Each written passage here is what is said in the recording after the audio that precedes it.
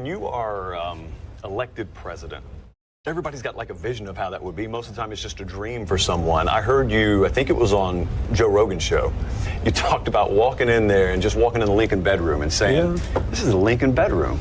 This is unbelievable. Yeah, you know, it's, they talk about having that feeling. I walked in and I won, and you know, you're so busy and you realize you won, and maybe you take it a little bit for granted. Then you win a second time, and then you win a third time, to be honest.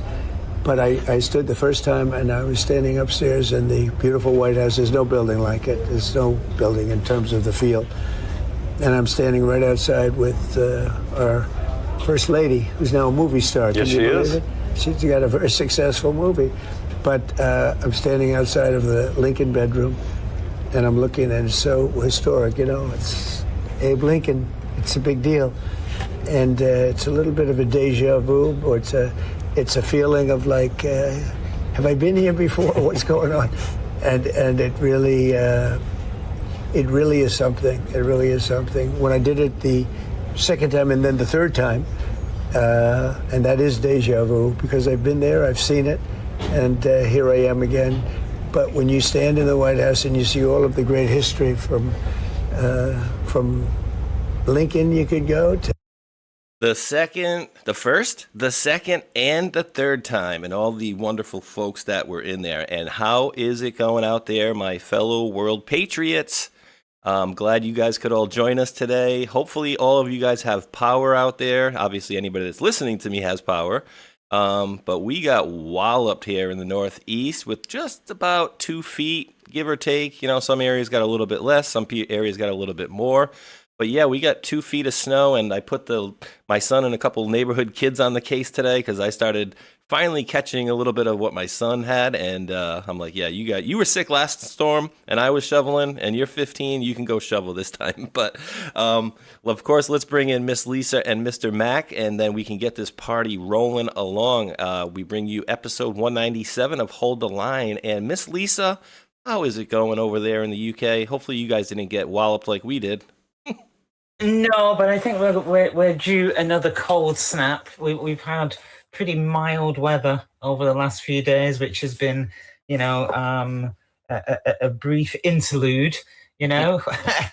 So we're just watching what's going on in the States, knowing full well that, you know, we've got snow coming as well, you know. Oh yeah, across the UK. Yeah, it's going to hit us just before, you know, spring starts. We always get that. We should expect it. Oh, not too bad. How about you, Mac? I know you're down the East Coast, a lot more south than me, so I'm guessing you didn't get crushed like we did. Hey, what's going on? Great to be here. Yeah, it wasn't as bad as they anticipated, I guess. It was more of a didn't get cold enough, so mixture. But I know the Northeast got pummeled. I saw some videos of some high winds and stuff. It was impressive. Oh, but love seeing President Trump troll his 3 terms, him being on his 3rd term right now, because we know that they cheated the 2020 election. So what did they do? They tried to control the narrative and lie to us, and they wanted to take out Trump because he was probably the most prominent one to prove that the election was stolen. So we're coming close. I feel like because of midterms, we'll be getting some information about the fraud in 2020. And I think a lot of the events that have been going on recently probably coincide with that. So I'm looking forward to covering a bunch of this during the show. So thanks for everybody that tunes in. As usual, thanks to the mods. Thanks, Space Shot. Let's get to it. And this is the rest we'll cover on the storm today. This is out my my front door. And just so you guys are aware, this is the exact same image. I think I took this at like 2 in the morning last night or something like that after I'd already shoveled twice. And guess what, guys? This next picture right here is the same exact area. And you can see, you'll notice the tree right here. Maybe you'll see a little bit of the tree. Yep, that's the tree, guys. So, yeah, that's what we got last night. That tree is covered, and the storm is upon us, ladies and gentlemen. The storm is upon us, apparently. So, pretty crazy. Now, you know, here's a funny thing, guys. I got, and I just don't care at this point. So I did the video yesterday, as we do on our Sunday night shows, and, you know, as of course, I keep trying to tell everybody that's over on that one platform that refused to get off that platform and get on the other platforms, that they are no good for us. They don't care about the creator. They don't care about you. They want to see AI material on there left and right. So long story short is I put a 40-second clip of what we're about to show here again, and essentially I got basically the video blocked. So I had to cut out 50 seconds of a 2-hour video, or else they wouldn't show my video on YouTube. Figure that one out, guys. So I think you guys really need to get over to the other platforms, whether it be pilled.net, thefoxhole.app, which is, of course, the same thing here. Mac, I don't know, did you drop me this one, or is this another one? But this one's great, too. So if you got another one on top of this one's absolutely great. I stayed away because of the copyrights issue, so I don't know how to get around it. I don't want us to take a call for it. So, it'd be nice to play the audio, you know? Yeah. I just don't care. That's the President point. Trump's audio. Oh yeah. I'll play anything. I just don't care at this point. They can block whatever, and I'll just trim it. And then the women's, I've put down the where to start, the timestamp. Okay. There's no copyright issue. Okay, so I'll play this one, and then I'll play that one next too. At this point, Lisa, they can screw off on YouTube, so essentially that's how I feel about them. So, but this thing, you're gonna have a couple swears in this one. So if you have any little kids in the area, it's not like horrible, sex talk. It's like a little F and S here and there, but a little screaming here. But here we go, guys. This is funny. There are two types of people living on this earth. One is Jack Hughes, who was hit in the goddamn teeth with a stick, and he stays in the game. Look at these fucking teeth! But like a man that is possessed, he stays in, he scores the game winner, throws himself into the glass, and then he drapes the flag over his shoulders, and eventually will take Miss McRae behind the woodshed. And then you got a guy like Anthony fucking Davis, a guy that is making $59 million this year, and is out for the season, with a fucking fingernail injury. So there are different. Can you believe that? I mean, just think about that. Like, the dude's making $60 million a year to play a game. That's incredible. But the difference, right? The dude's there with his taking McRae back to, I don't know if that's one of those singer girls or whatever, but yeah, I mean, takes a stick to the mouth. We see these guys all the time. They come right back into the game, missing teeth and whatever. And then this guy friggin', what do you have, a hangnail or something? Like, what exactly hurt him? Just tore his fingernail off, I think. That's it. And he's out for the season. So, yeah, that's, and just great to see Team USA win, right? The more weird stuff we see in these sports, like NBA, I think NFL, I think we're starting to see, like, the white hats bring the corruption to the surface. A lot of strange anomalies of people paying attention to a lot, right? Oh God, yeah, it's crazy. Let's see, and then including the gambling stuff, which has been taking a little bit of a back burner, but I think there's a lot more to that. So we'll see what happens. Oh, definitely. Now, Lisa, you said you had a clip in here somewhere with the timestamp. If you go to President Trump, or you can just type in audio, you'll find it. No. Oh God. Searching everything. Here we go. Mike's a moron. He doesn't know how to use Telegram. Sorry. Audio footage of Trump's call to the team. Okay, there we go. Yes. That was awesome. Here we go. Yeah, there's no copyright issue. You might have to turn it up. Might have to turn it up. All right, let's see. Sounds pretty loud here. Let's make sure here, folks. Here we go. President Trump talking with the Team USA. Looks a bunch of Coronas. 1 minute. 1 minute. And by the way, you goalie played not bad. Howie, say hi. Howie, say hi to him. How you doing, Don? I have seen hockey goalies have slightly worse games. It's unbelievable, and you were all unbelievable. unbelievable. And that team is pretty good you played. I don't know if it's not going to ever get anytime soon, right? And, you know, I tell you what, I just told my people 2 minutes ago, I didn't know they'd be calling. I said, we're giving the State of the Union speech on Tuesday night. I could send a military plane or something, but if you would like to, it's the coolest night, it's the biggest. We're in. Can you pick us up in Miami on Tuesday morning? Yeah, Tuesday morning. Close the northern border.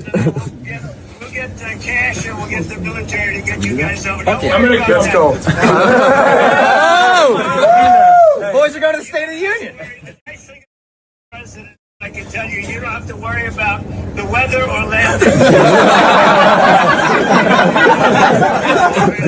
So we don't care if it's snowing, if it's the worst blizzard. Be sailing through that sugar just like you did at the ice track. Thank you, Mr. President. We'll do it at the White House anytime. What would really be cool, and we'll do the White House the next day, we'll just have some fun. We have medals for you guys. And we have to, I must tell you, we're going to have to bring the women's team. You do know that. I do believe I probably would be impeached, okay? But anyway, if you could work that out, I would be honored to have you. I'll introduce you to the whole... I got it, boss. I got it. Okay, you got it, Cash. I'm on it. Cash is doing it. I'm happy. I'm fucking on it. Congratulations. That was an unbelievable game. I don't know if one person that wasn't... Everybody that called me said, I'm watching the hockey game. You know? I don't know if anybody that wasn't. And you're going to be proud of that game for 50 years as you grow older. I mean, it was amazing. So we love you guys. Congratulations. And I hope to see you, Cash, Tuesday night. And I want to shake hands. I'm going to shake hands with everybody, but I got to shake hands with that goalie. Tuesday night. We'll see you Tuesday night, Mr. President. I'm driving the bus, boss. We're bringing the whole How awesome is that? I mean, you don't hear presidents kind of chumming along with them. You know what I mean? Like, you don't ever hear that. What do you think there? I think it's awesome. Yeah, awesome. You just bring it back, patriotism, focus on sports, teamwork, camaraderie, winning. You know, they always say, like, sports teach you a lot about life before you experience it. So, I think it's great. President Trump's the man for do this all. It's crazy. He's doing everything. Well, it's a great contrast to the skiers. You know, so the skiers that have gone to the Winter Olympics, and I'm talking about American skiers that went there and basically, like, either won a medal or being interviewed, and they're just trashing America. It's like, well, why are you there representing this country that you so hate? You know, right. So it's in direct contrast to how other people have behaved, and then you've got. There's an American that decided to represent the Chinese. I think her name is Elaine Gu, and she won a medal. And they're going, oh, but he ignored her. And it's like, yeah, because she went representing China and not America. So what do you expect him to say as the president of America? It's like, well done. It's like, no, it was well done that you went and represented somebody else, you know? But anyway, should we have a look at the women? Congratulations for helping the friggin' enemy. Like, are you kidding me? Let me see here if this goes on. But yeah, you got the women's up there and you got the men's down there, Mac, and it was pretty funny, right? I'm gonna have to bring the women, like the chauvinist. You gotta love it. But it's something that's needed. We need to bring masculinity back into America. I mean, the friendly rivalry between that, you know, the banter that goes back and forth. Mm-hmm. It's just part of nature, and I think that's something that, you know, I think we're going to be seeing come back is just humor and being able to joke around about this stuff and people not going Karen on us. But I thought it was great seeing, you know, these guys chugging beers and celebrating, and the president called Kash Patel, director of the FBI, right next to him. Probably a couple other people.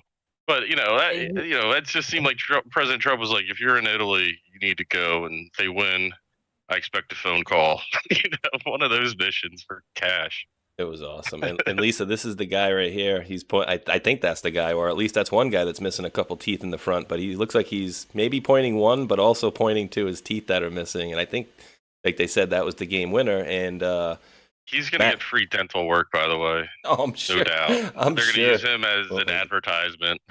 Right. And most like hockey players have missing teeth too, so just part of the sport.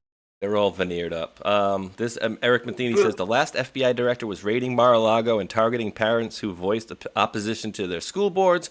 Kash Patel brings the murder rate down triple digits, and yes, drinks beer with the winning U.S. hockey team. We're not the same. And of course, Lisa, you got the left out there saying, "Oh, he shouldn't be doing that." And I mean, I don't know that the FBI director should be or not, but the fake news media have been calling him out for being at that game, and it's like, I think that the FBI needs some good PR given the performance of the last few directors. You know what I mean? Who? Comey?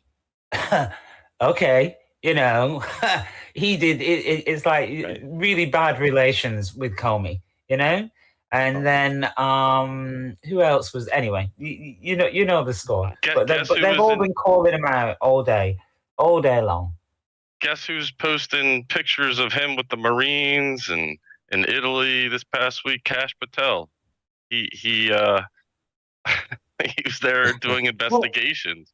I sent a picture. Where is it? It's right here. Let me just copy and paste it. But read this, and then there's another one I'll find for you. But well, let's do the women's. Yeah, but we'll come back to this, obviously. But essentially, he's there for other reasons too, and we'll get into it. Go ahead. Let's see here. This one right at the bottom. Wait. I think you need to go. No, you need to go back to the men's, and then it's the same post, and then it's above. Let me see. Hold on. You talking about pretty gnarly. This one here? You can just put in women's. No, search Telegram as you did before, and just put in women's, and you'll find it. And I put a timestamp. Start at 1 minute. Finish that up. There we go. Now that Mike knows how to search properly. Oh God. Not searching all right. The women's reaction right here to play. Here we go. And yeah, I didn't see this. So he called them up too. Huh? No, he didn't. Just start at 1 minute. Oh, okay. Go. 59 seconds. No. You've got the wrong one. Do I get the wrong video? Hold on. Yeah. Please hold. Let's see. So I got audio. Might have to boost sounds. Let me go back here again. Search this one. Just scroll up from there. Scroll up. No. Matt, can you find it? Matt, can you find it by any chance? Hockey right here with women's joke. Women's joke. Is that what you're talking about? Oh no. Let's see. No. Below, keep going. Right here. Down, Start at 1 minute. Finishes at 1:02. Yeah. This one. Yeah. Play this. Unless you don't care about, Well, I'm a male chauvinist, so I'm just playing. Let's see. So this is, I believe, it's just the reactions. I think it's just great. Or you can go before 1 minute. It's fine. See what we Nothing got they can here. do. And Bottom. That's cute. And there weren't any men on the ice that were trying to be women. So that's absolutely fantastic. Hell yeah. No, that's great. And it's good to see both teams getting back to tops, because you guys remember, like in the past, it's always kind of been like USA, Canada, but you always had like the Europeans, like Russia and some of those colder regions were kind of taking us over. But good to see we're kind of getting back to the top there, or a lot of the best players are. I think is it 50 years? It's a long time since the men's hockey, American hockey team have actually won. Canada have won all the time, a lot, but not USA. And I think it was a 50-year delta, actually. I think it was the same exact day 50 years later. Yeah. Yes, something like that. But I just thought that was an awesome video of the women's win. I don't know who put it together, but I liked it because there was a lot of personal footage, YouTube, personal footage, not from the TV. So no copyright. Oh, So don't you dare take it down. 46 years, Lisa, but I believe it was a 46-year delta on the money on the exact same day. So whatever it was, I remember reporting it last week. It was on the day. Oh, and guys, I know it's not the same show, but I made a statement yesterday in the show. We were talking about Hillary Clinton and the deity god or whatever that she was going after, and we said Nimrod in the show, and it was Gilgamesh. So always want to correct that, and we'll correct that on the next show that we do that together as well. But yeah, it's awesome to see this stuff. I'm loving to see that. Some good stuff, some good feel good stuff that we have to that we can cover, and happy to do so before we get into some more of the shit show essentially that we've been dealing with. Just as you were talking then, I was thinking Winter Olympics, Winter White House, Mar-a-Lago. Ooh. Yeah? Winter, snow, Snow White.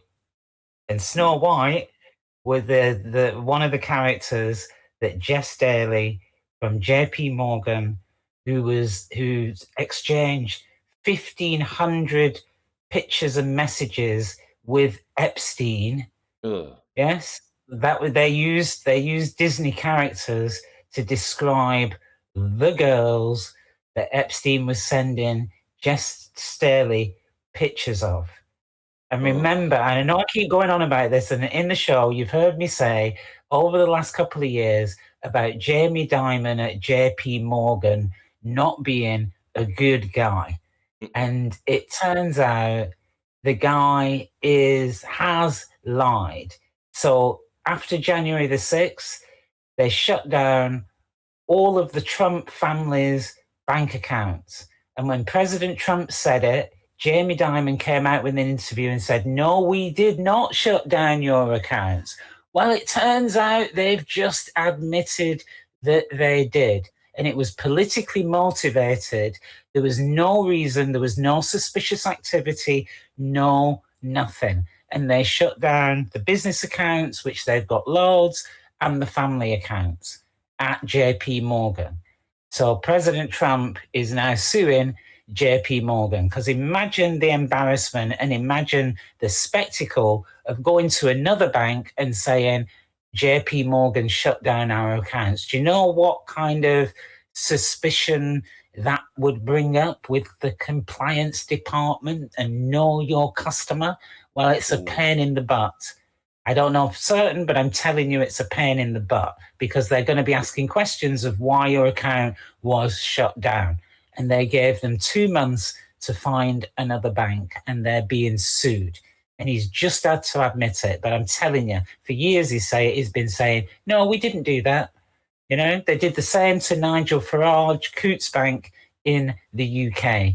They shut down his business accounts overnight and also didn't give him access to the money as well. And by the way, the chairman of Coutts Bank, which is the Queen's Bank, it's a private bank, the CEO, loads of executives had to leave, because they've been doing this. This is another way that the deep state have been attacking people. They just shut you down, and they have done it to a lot of conservatives as well. It's been horrible. Discrimination. It's discrimination, and they don't say it in their terms and conditions when you sign on for a bank account. They don't say, if you don't go along with our political beliefs, then we'll shut you down, or that's a condition of having a bank account. Exactly. So they're wrong. Yeah, it's exactly what it was. And then they did the same things to the truckers up there. Now, Mac, let me read a little bit of this, and then we'll get your comment on it. But so this is from, days are going together. So 2 days ago, JP Morgan Chase acknowledges for the first time that it closed the bank accounts of President Donald Trump and several of his businesses in the political legal aftermath of January 6 attacks on the Capitol. The latest development in a legal saga between the president and the nation's biggest bank over the issue known as debanking. The acknowledgement came in court filing submitted this week in Trump's lawsuit against the bank and its leader, Jamie Dimon, the president sued for $5 billion. He's going to make all that money he lost being president back in lawsuits. Love it. Alleging that his accounts were closed for political reasons, disrupting his business operations. Quote, in February of 21, J.P. Morgan informed plaintiffs that certain accounts maintained with J.P. Morgan's CB and PB would be closed. J.P. Morgan's former chief administrative officer, Dan Wilkening, wrote in a court filing, the PB and CB stands for J.P. Morgan's private and commercial banks. So very bad. And Mac, I don't remember, was this the same bank? Because there are so many corrupt and crappy banks out there. And I could be wrong, but I'm thinking I'm right. I don't know. Is that the same bank that was like opening accounts in people's names without their no knowledge? No, I believe that was no, it wasn't. Which one was that? No. It was Wells Fargo. Wells that's Fargo right, yep. opened thousands of accounts, like mortgage accounts, Yes. in people's names, and they got a big fine for it. But this is the same bank that gave Jeffrey Epstein accounts. And Jess Staley was the one who was managing the relationship with Jeffrey Epstein, where a lot of their staff flagged that they should not be giving a criminal a bank account, and they ignored it. And they were fined not that much money. You know, it all came out with the the US Virgin Islands investigation. And it showed that they'd given him an account after he'd been charged, you know, and they were allowing him to do business. And by the way, he was using those accounts to pay for prostitution, the women, the girls. That was the account that he was using. And Jamie Dimon goes out there like he's some kind of, excuse the terminology, but some kind of white knight, you know, like there's no flies on me. And yet that actually happened, you know?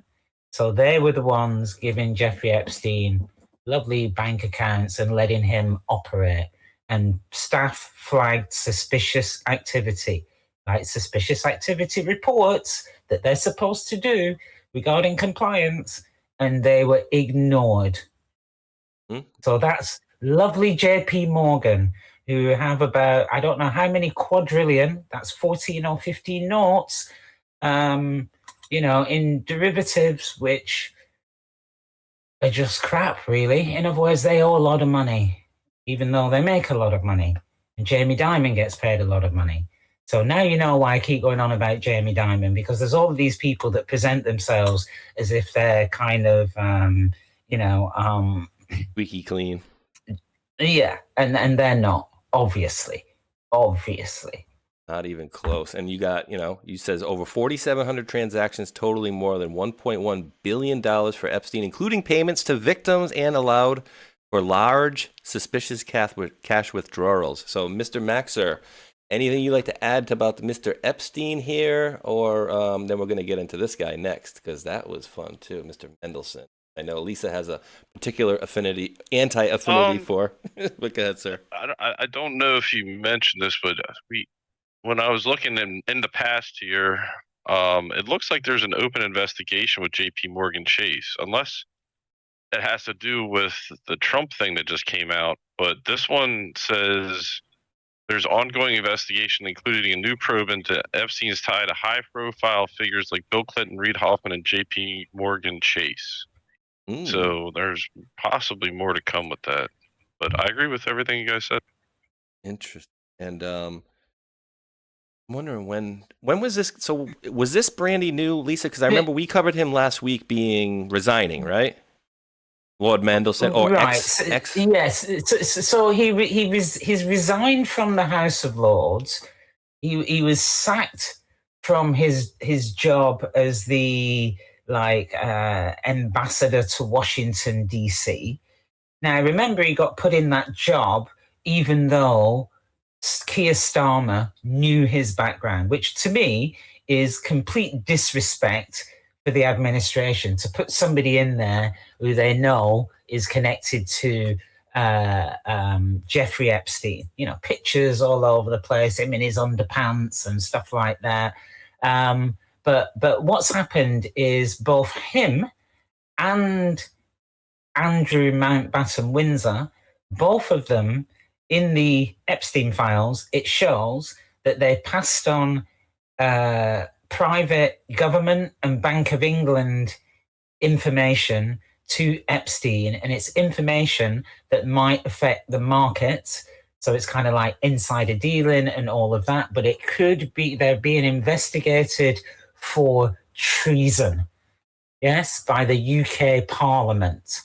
Huge. And also by something like 7 or 8 different police forces.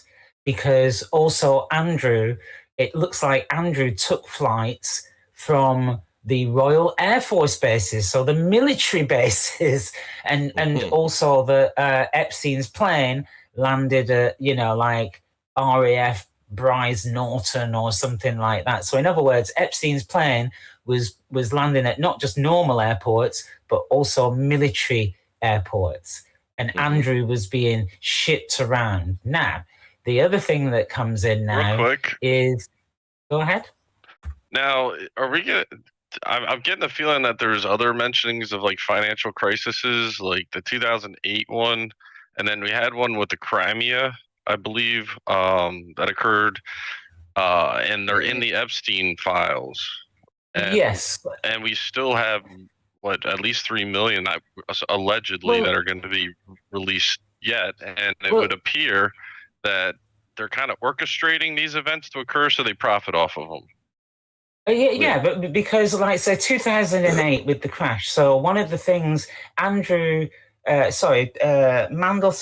at the time was pretty high up in government, and he got a report from the Bank of England saying about, I think this was whilst Gordon Brown was the Prime Minister. So there was Tony Blair and Gordon Brown, and then Gordon Brown became the Prime Minister for a short while. And Gordon Brown sold off all, like half of the Bank of England's gold stores under market value. And Peter Mandelson was one of his highest advisors. And there was a report done about which banks that the Bank of England was going to bail out. And Mandelson, I think within 6 minutes of receiving that report, sent it to Epstein. So like I said, Epstein wasn't this genius. He was just getting insider information as far as in the finance markets. And it's like, if you're getting insider information, then it's easy to make a good decision, isn't it? So they would have known that certain banks weren't going to get a bailout. Like what they allowed Lehman Brothers to go under, didn't they? But in the UK, he gave up all of the information, and then Andrew did the same. He received a report, which is a private report regarding, he was the ambassador for trade or the trade envoy, but people had said, don't let him be that person. And more information has come out about the way that he behaved as the trade envoy. So he would have people like dignitaries waiting for an hour and a half. He would be late, and then he'd only be interested in talking to the girls, and not that sometimes he wouldn't even turn up. We got pictures of him on yachts around the world with girls that were naked and his eyes looking like he'd been playing in the Colombian snow, But yeah, that's what it is. So around 2008, the Mandelson gave information to Epstein, and it was a private report from the Bank of England, which has it can affect economies.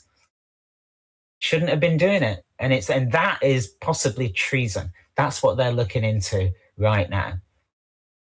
Interesting. And thank you to Mr. Red Pill for raiding the stream over here. Welcome on in, Mr. Red Pillars. And we're talking a little bit about England at the moment. And we shipped somebody in from England just for the show. Now, of course, Miss Lisa is from over in that general area. But yeah, we got a lot of stuff on Mandelson. This was actually, I had this in my links from a couple of weeks ago. And so they updated this today or whatever. But basically, these people were selling all sorts of secrets, right? So are they basically going to? It seems like they're going to get this guy on the same stuff that they're kind of going after Andrew about, right?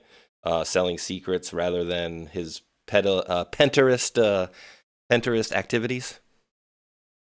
Yeah, well, the thing is, they've got the evidence because they've got the actual emails where they sent the information, you know, and then with the flights, apparently, if it's a military base, they only keep the information of the flight details for 3 months, and then they get rid of it. And then I think another airport, they only keep it for about 2 years.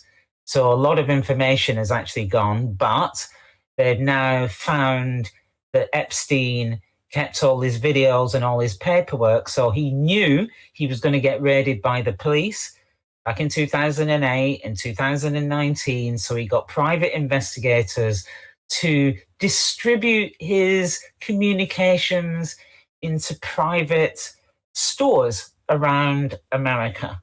So I think they've now got the details of where those private stores are, and that's one of the things that everybody's been looking for.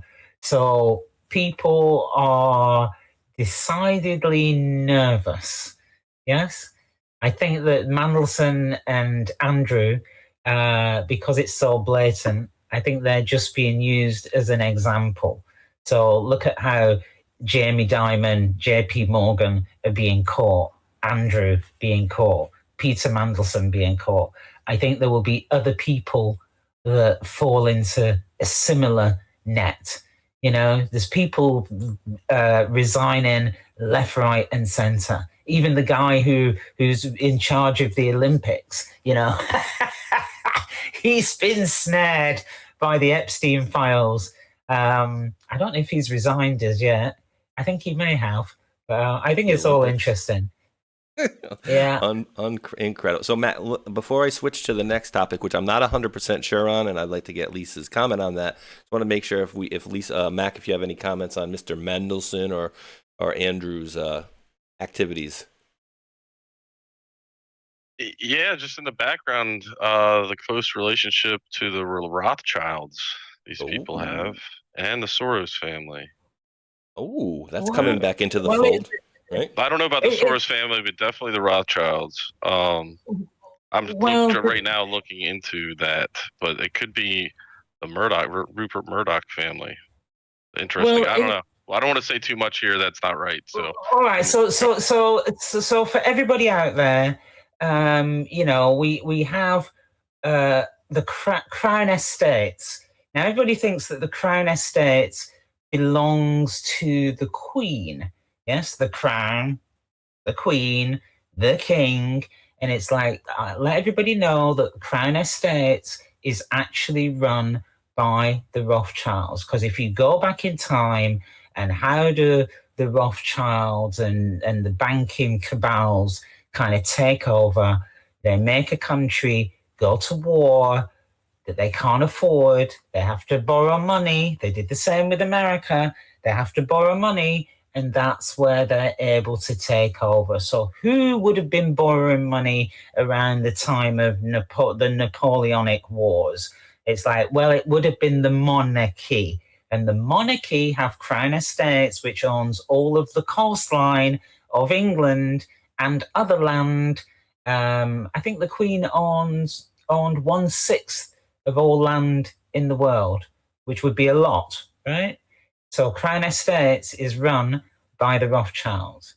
George Soros, I think there may still be an arrest warrant. I don't think he can come to the UK because remember, he made most of his money from by betting against the English pound. Now, if you bet against the English pound and their kind of tactic is to crash economies, because remember, they make money whether an economy goes up or whether it goes down. That's the stock market game that you think that you're playing and winning. Sorry about that, people. But, you know, and then George Soros as Max says, all of the he's in there with the UN and all of the NGOs, and this is the way that they control money, and this is the way that they control like aid as well. So each country says we're going to give like X% of our GDP, like 9% if it's the UK, and we're going to give that in aid. And then there is no accountability for that aid. And you know that through US aid and the Doge activity in looking into where that money was going. And by the way, have I got a bombshell for you? I've just got to find it. Let me find it. It all rolls into this. You're going to love it, guys. One sec.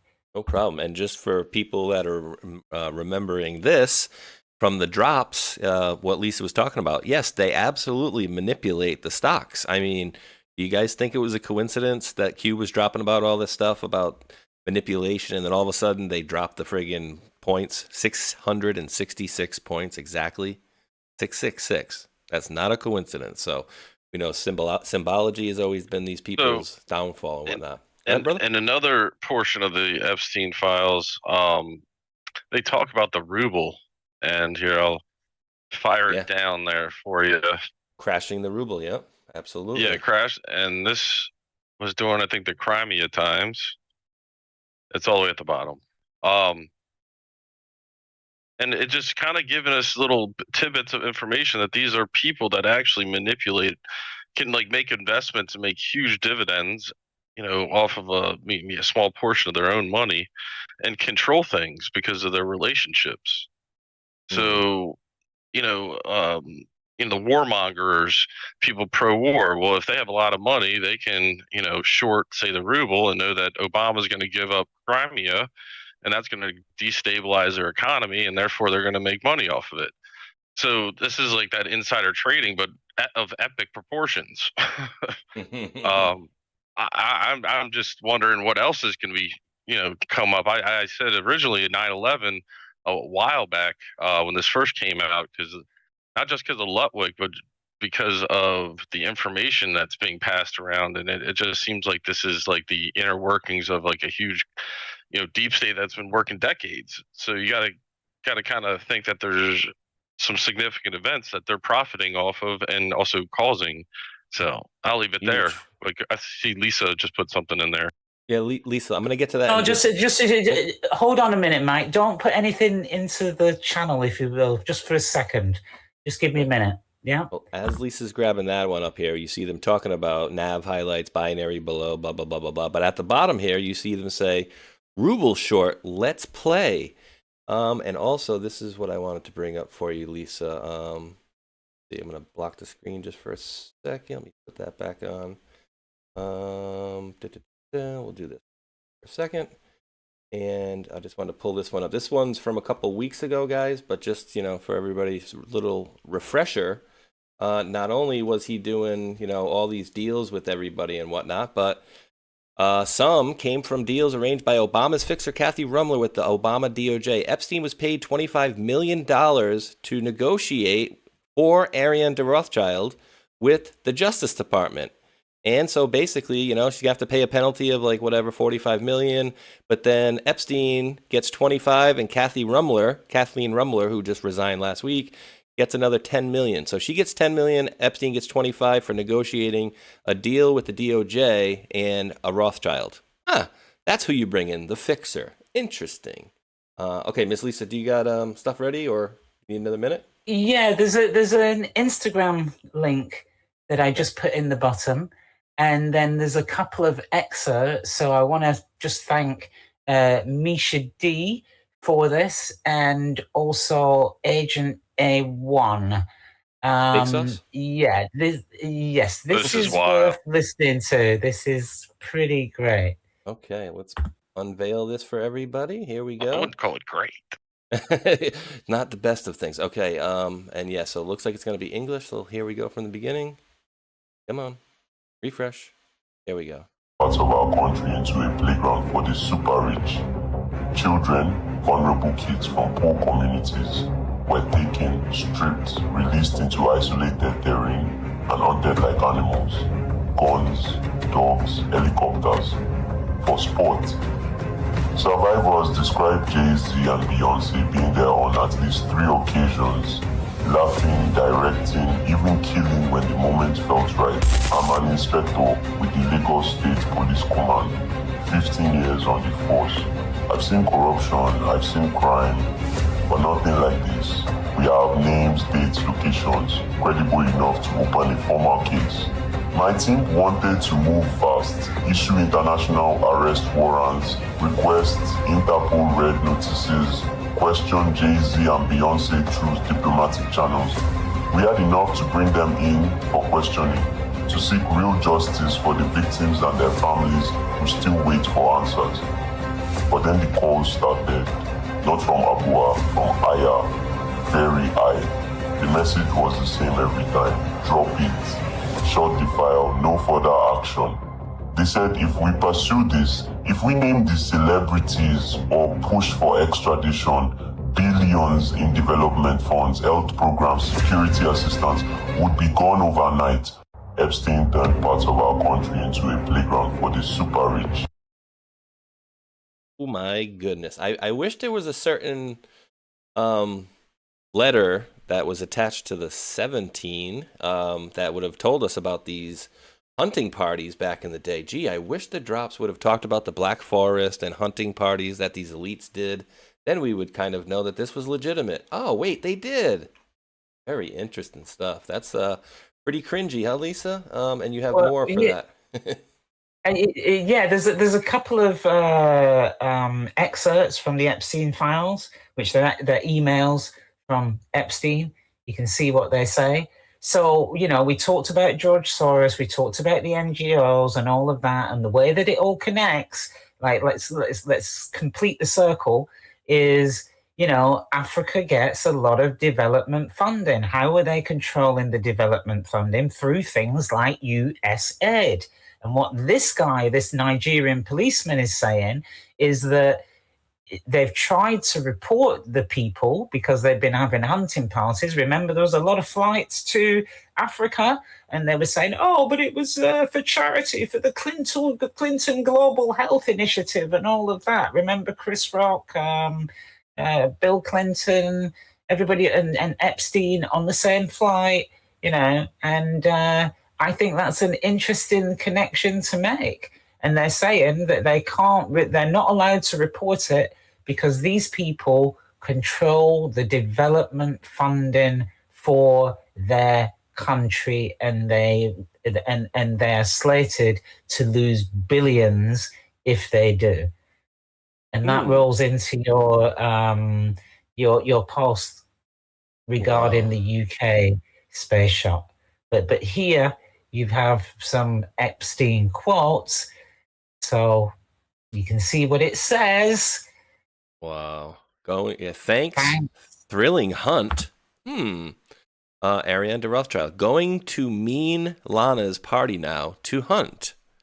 Yeah, I mean, some of the things they just can't explain away. You know, you can't tell me why you need to have jerky in a refrigerator and it can only be in there for 2 days and you need to go get it, and weird stuff like this. Hunting. And, you know, Mac had dropped that link that I was showing just before that, which was a Gary Busey movie where they talked about rich businessmen hunting humans.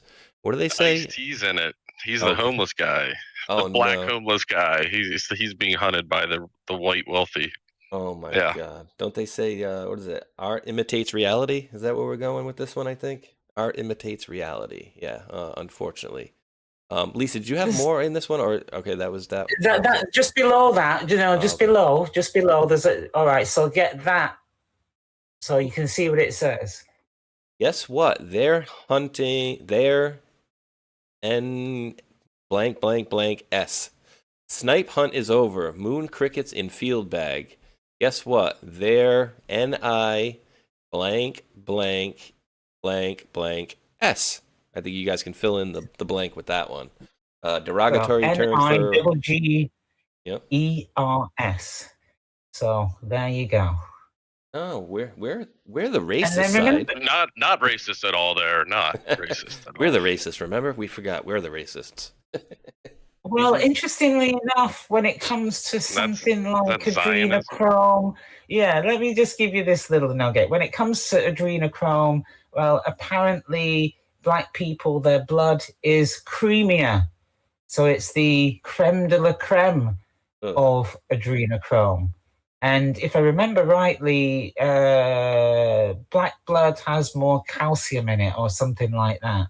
I don't know. But there's Melanin something too, for about sure. It might have yeah, calcium as but well, but I know more melanin, they say. it's apparently creamier. So when you go back to the WikiLeaks and the Podesta emails and things like that, they talk about it there, Like a fine wine. and it's a Oh, well-known fact as well. unreal. You know? Unreal. Let me show you guys this one here really quick, and then I have an accompanying 40-second I'll say video. one thing. Go ahead, brother. At first, I'm like everyone else, probably just like you guys. I didn't believe any of this, but as this keeps coming around, it's more and more like, guys, there's something here. Like this needs to be addressed, and now it's like, holy crap, this really needs to be addressed. So, yeah. For those people that are new into it, just keep looking into it. The more doubt you're gonna have, the more it's gonna point you to the truth. So, yeah, dude, that's why we did it like that. I mean, for me, anyways. Anybody that I was talking to about this Epstein stuff, we had heard about them doing hunting parties, possibly eating people. We saw the pictures, but I never brought that to anybody outside of our echo chamber here. Anybody in real life, I said, oh, Epstein, you heard about the pedos and this, that, and the other. But that's where I kept it. And recently, now that this stuff's out, that's the conversation I've been having with people. Hey, remember a few years ago I talked to you about Epstein and the kids and stuff? Yeah, well, I didn't want to lead with this, but turns out they might be eating people. And then you get to look, and then I explain, and they're like, oh, my God. So now we kind of got the supporting documents to back that stuff up. Lisa, you want to make a comment? And I'm going to play this very interesting video here. Just to say that Marina Abramovich and all of that, so, that artist, the one that's in charge of installations for the UN in the Arctic, and also for the an ambassador for art or something for the US Embassy, and other countries. That man, Marina, who's not a Marine. So there was an installation that I remember where there were naked people with painted bodies, and there was quite a few black people in there, and people were walking through the woods, and then they'd come across, the art installation, which was a human naked with a painted body. It was spear cooking, I believe. Well, this was just an installation, and I'm just telling you what was in it. But it seemed like those people that were part of the living art in the woods, could they have been the prey or representative of the prey, because they were naked and they were stood near trees. I always remember it. There's a video somewhere that you'll find. Anyway. Yeah, I mean, people are into horrible things, for sure. Yeah, and then the Rothschilds selling their hunting lodge that they'd had for a very long time. It was in Austria, but they'd had it for, probably over 50 years or whatever. And so for some reason, they sold it. And a lot of people keep going missing in the Black Forest, which is Germany, I believe. Interesting. Isn't that how that happens? Very interesting. Yeah, Black Forest, we've been told about this stuff many times. And unfortunately, it's bare true. And, some people had to kind of go through this. But this is just something I came upon as I'm looking for other things as we're doing the show here. Despite having a private tutor, Alice de Rothschild, the daughter of billionaire Ariane de Rothschild, struggled to crack 1070 on the SAT, which places her around the 58th percentile. Now, why would that be? Let's see this. 40 seconds from one of the scrubs himself. And Baron James, who was head of the Paris branch and the youngest of the 5 sons of our actual Rothschild, gave an astonishing, uninhibited description of the 19th century Rothschild policy of keeping it in the family. All right, this guy is a mumbling mess, but essentially, quote, "We had a policy of keeping it in the family. We always tried to keep love in the family. It was more or less understood since childbirth that children would never think of marrying outside of the family, so that our fortune would never leave it." Oh, that's cute. Don't they say they're all inbred? Yeah, don't they say inbreeding does can make people crazy too, right? It can literally make you like a mad psychopath. Oh wait, when you're rich, you're not crazy, you're eccentric. I forgot. That's the difference, the key difference. But Lisa, here's finally what I wanted to get around to get and asking you. And I didn't know, so this is just a statement. There's no linking to any emails or any posts or anything. But this says here, just in, Epstein emails prove King Charles and senior aides knew in 2010 and 11 that Andrew was secretly feeding Epstein confidential trade and investment documents. They did nothing. Now Andrew's been arrested for misconduct, and the world is finally seeing how long the cover-up lasted. Now, my question is not the fact that did he know, because I bet he probably did, but is there anything out there that is not being shown that I haven't seen that basically is proving this in an email or anything? So, I mean, do you know anything about this at all? Because basically before Andrew became the UK trade envoy, certain official people wrote to Prince Charles to let him know that Andrew was the wrong person to be the trade envoy. And I'm pretty sure that the government were warned as well, because, he was known as Randy Andy. Yes, he was a playboy as well. In the clubs, tramps, Annabelle's. Remember, Virginia Giuffre said that she got taken to this club where he said he didn't sweat. But anyway, I said it on the show. Prince Charles, it's like he needed to come clean, and he needs to come clean about what he knew, because he knew about all of this. Remember that the Queen paid off the majority of the money that went to Virginia Giuffre. Yes. And also, it's like, what do you mean? Secret Service, everybody knew where Andrew was. How many times did he visit Epstein and go and stay at his place?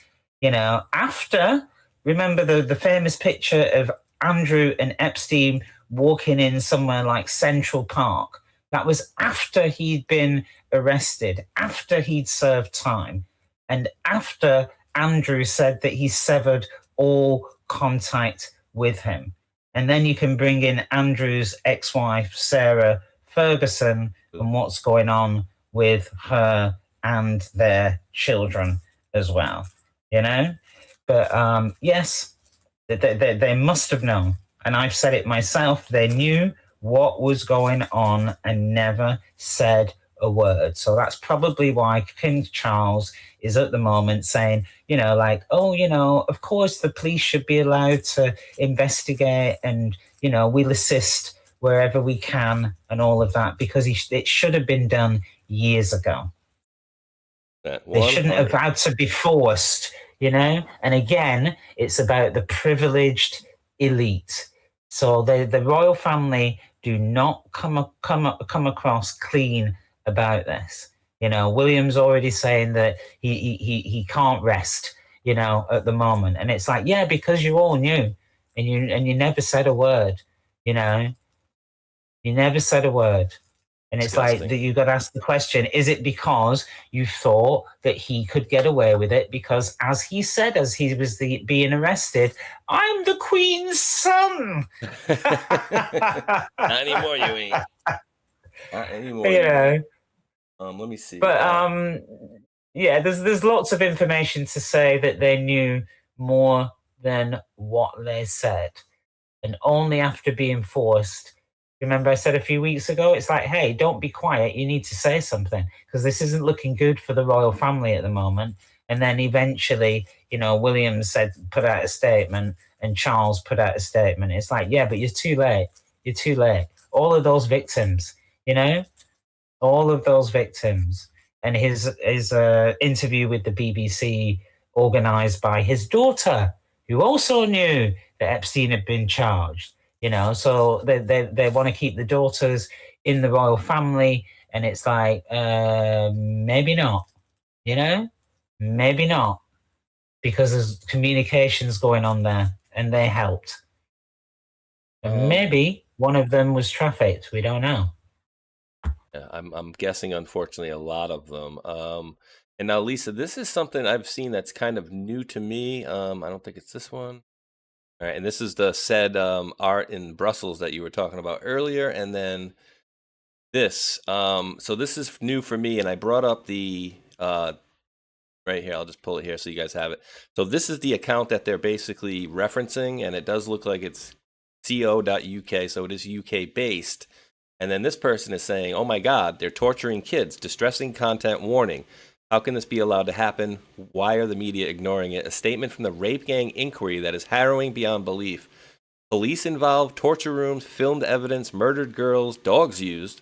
They said, geez, this is disturbing beyond relief. Where are you and why are you not covering this? So have you heard any of this stuff? So apparently this is coming out from Rupert Lowe, MP, Esther McVeigh, Graham Smith. Yeah, it's old stuff. Oh, yes, it's old, but old but new stuff. Reason being is because we had there's been huge cases of English very young girls being raped and abused by unfortunately this has come out that mostly they've been Pakistani men that have done this. So they would go and get the girls from like care homes, yes. So where were the carers? And they would ply them with drink and drugs, and it would be Mr. Person who owns the local kebab shop and things like that. But there was groups of men that were raping young girls, and it was and I don't know if you remember the Rotherham rape gangs. So in Rotherham, it turns out that the police, the equivalent of the CPS, the local MPs, everybody covered it up because they didn't want to come across as being racist. Now, it turns out that the rape gangs weren't just in Rotherham, they were also in Oxford and elsewhere across the UK, and it had all been covered up by almost every layer of society, from social workers, as I say, the MPs, the police, and all because they didn't want to come across as racist. So there's been a push because it took many years for this information to come out, and people weren't believed and all of that type of thing. And a lot of girls suffered.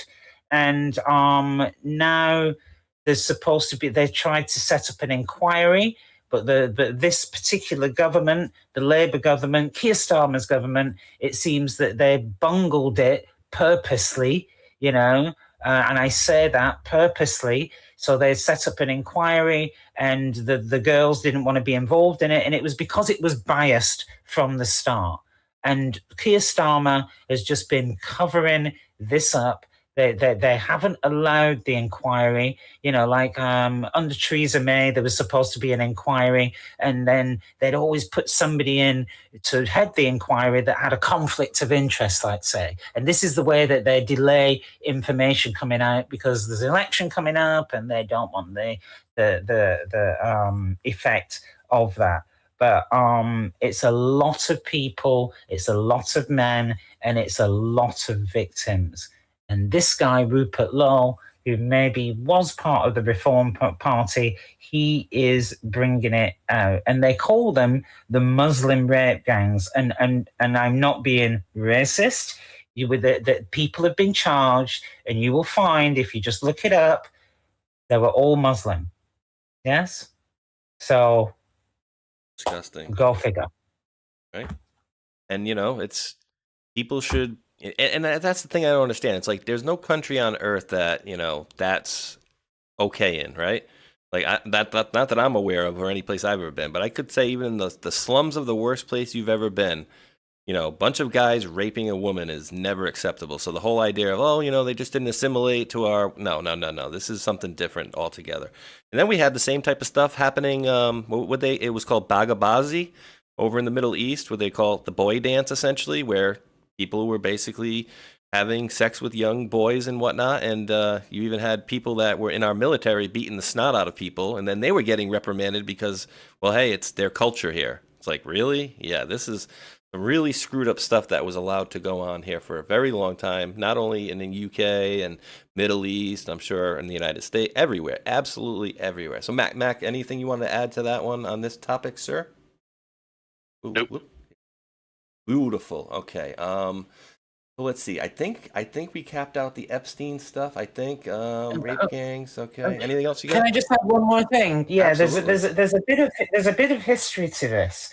So we had a prime minister called Edward Heath, who was around at the time of Maggie Thatcher, and it's found, looking back, they found that he would take boys onto a boat and all of that, and I think he even had a mechanical hand that he would use to abuse these boys. So the British government have a history of covering this up.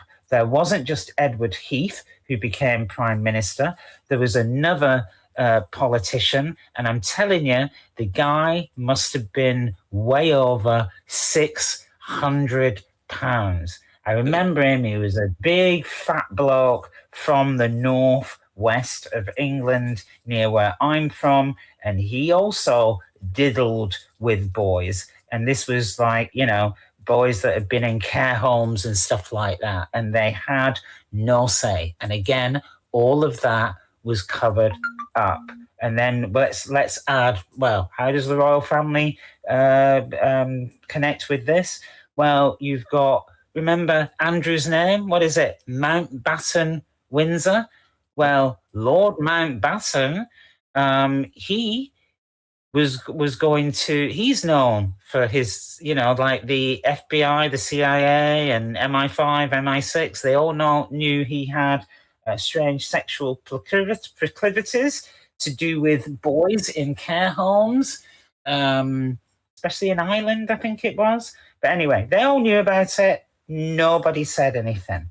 And this was the guy who was responsible for the partition of India in order that they could create Pakistan.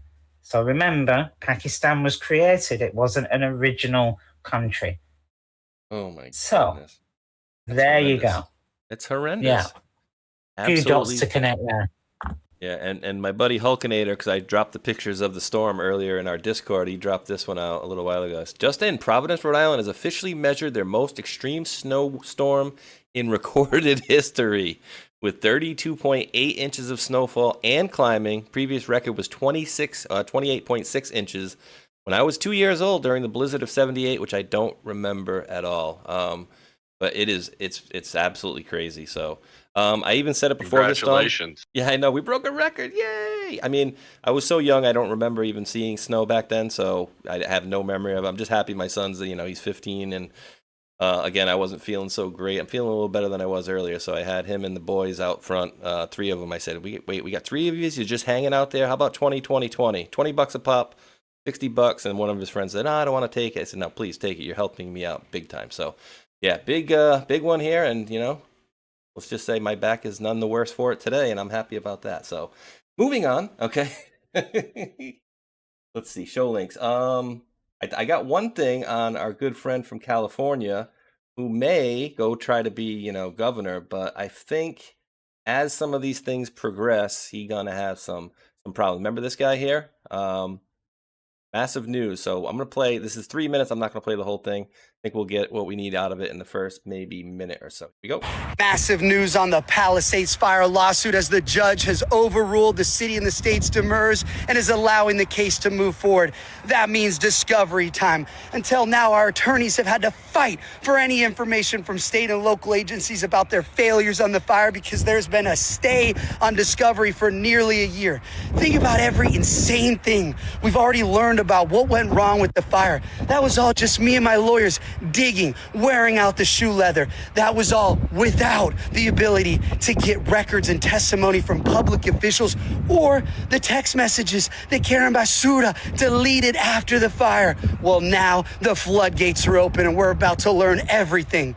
Also, because our attorneys have done such an outstanding job with this case, the city of Malibu now sees that this case is a winner and they've joined in the dog pile. They are now suing Karen Basura and Gavin Newsom for the city and state's role in creating this disaster that destroyed half of their town. So in case you've not been keeping track, we've got 30 plus insurance companies, utilities like Spectrum, the city of Malibu, all now suing Gavin Newsom for the Palisades fire. In fact, even Karen Basura has joined us in suing Gavin Newsom for the fire. Her own LA city attorney came away from fighting us in court and said, damn, they've got a good case. We should join them. And now they intend to seek damages from the state of California too. You know what that means, right? That means everyone, even Karen Basura and the city of LA themselves, have dropped the lie that the destruction of the Palisades was because of climate change. Why?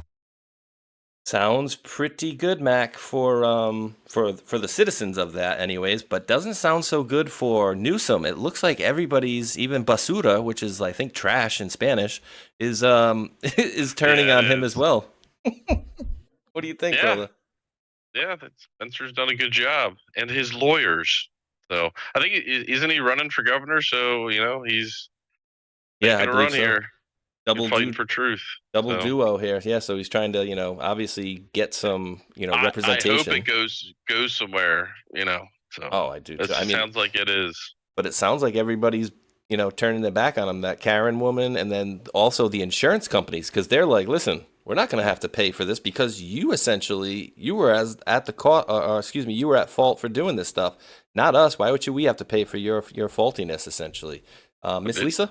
Oh, sorry. I think it's brilliant, and it's about time. And I think now we know why Gavin Newsom has been using the distraction of supposedly calling out President Trump, because President Trump was one of the first people to call him out regarding the Palisades fire. Remember the water that was going out to the sea, and the reservoirs being dry, and not doing the not clearing the brush from the land. So in other words, it was like putting Kindle, a blanket Kindle all over the place, so that, yes, the fire would burn. And somebody like, Robert Kennedy Jr., what did he do? He put a series of sprinklers to deal with his house, because I think he lives in the middle of the desert. So even though he's got a lot of greenery around, he had sprinklers on his house, so his house was not touched. But did anybody else? No. And then there's all kinds of issues around who they appointed to run the fire brigade, who they appointed to run the local electricity company, the fact that people like that were paid like double or triple what anybody else had ever been paid before, and also some of the contracts that they've done. So I think this will be the downfall of Newsom and Bass. They cannot get out of this, because all of the information is already there, including the report by the fire brigade that Karen Bass got altered, so that it looked like they were blameless.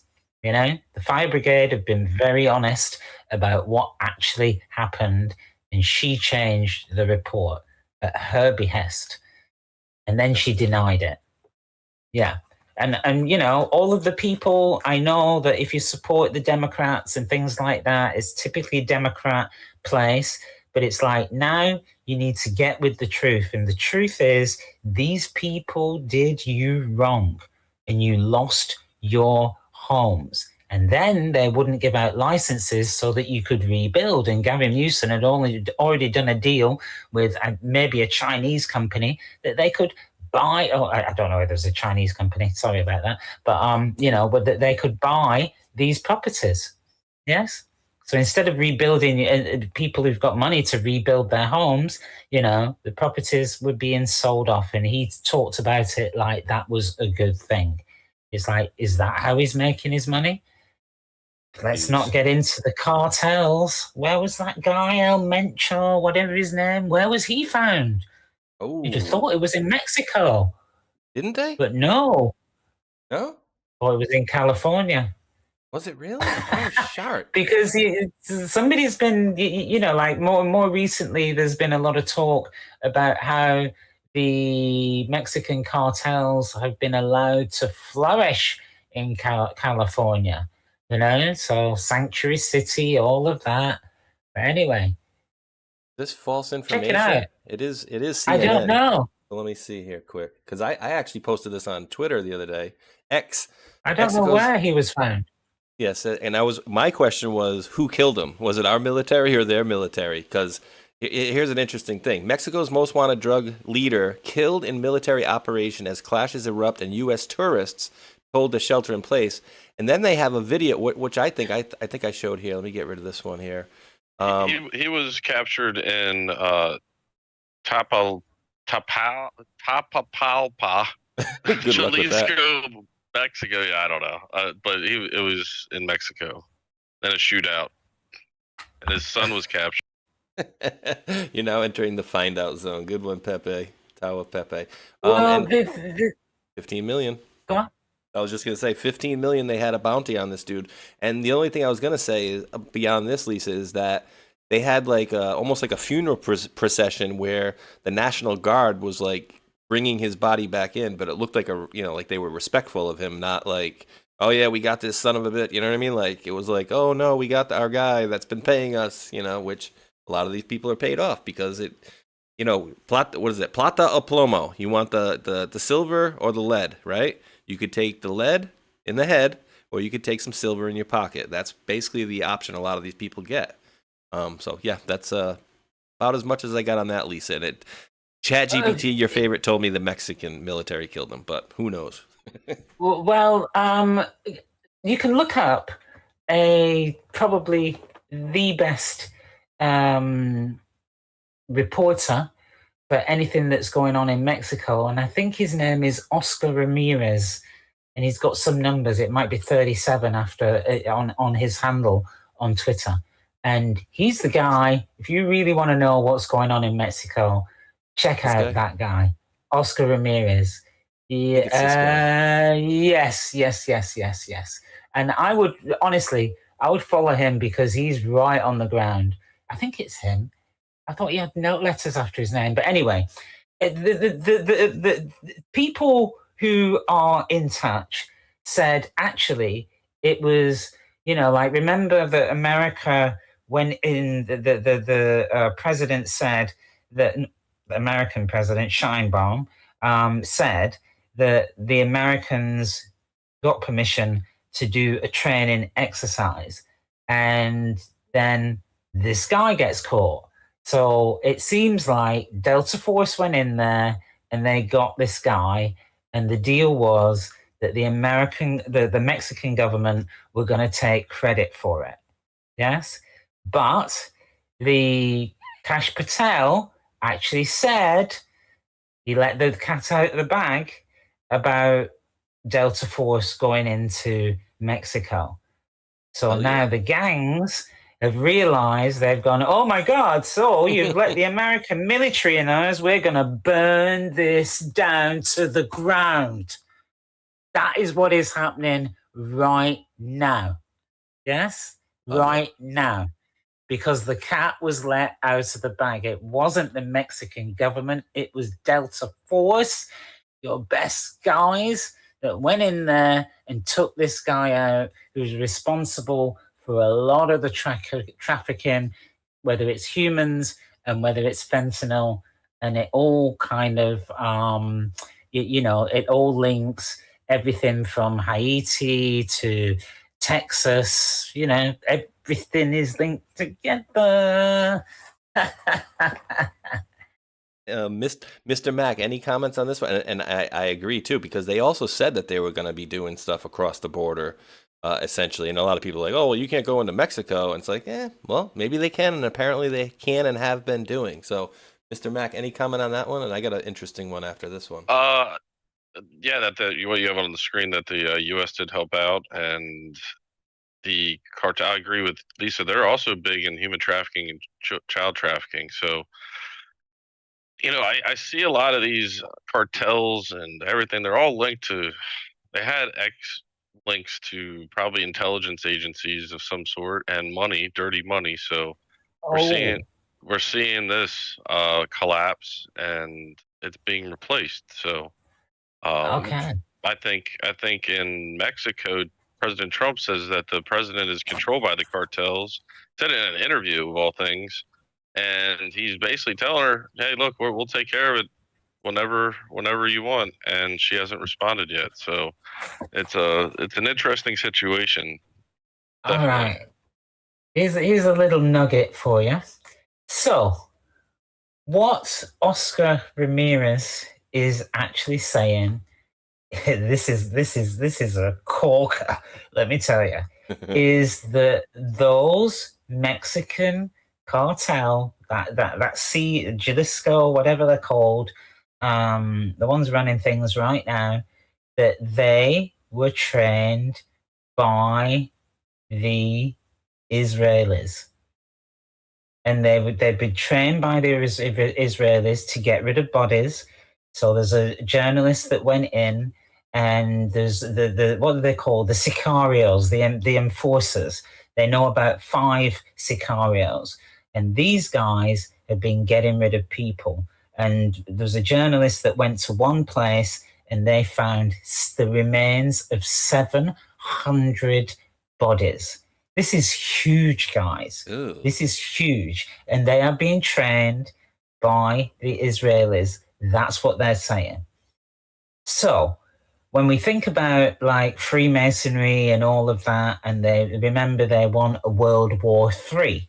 So what happened more recently was that President Trump said that he was willing to talk to Iran. And I think some talks have been arranged for February the 26th or February the 27th. And Iran have said that they want to talk. Remember, President Trump keeps saying, yes, they do want to come to the table. They do want to do a deal. So that means things have been delayed somewhat. So my question is, like, because there's this thing about starting World War III, going back to that Pike guy who writes a lot of the policy for the Freemasons and stuff like that. Albert. Albert Pike, thank you. And the so-called Zionists. Well, did they want to start World War III? Couldn't start it with Iran. So now it's going on in Mexico. Because this is huge. This is huge. They've set up, cartel blockades. They're setting cars on fire. They are also, they've got so much money that they are hiring Mexican military. So I don't know if you've seen the way that these guys are dressed, but I'm telling you, their combat gear is like something else. You know, you'd think that they were Delta Force the way that they're coming in. They look like robots. They've got amazing gear. And all of the things like the arms that have been going to Israel, the arms that have been going to Ukraine. Remember Fast and Furious, the arming these people has been going on a long time. It's not anything new.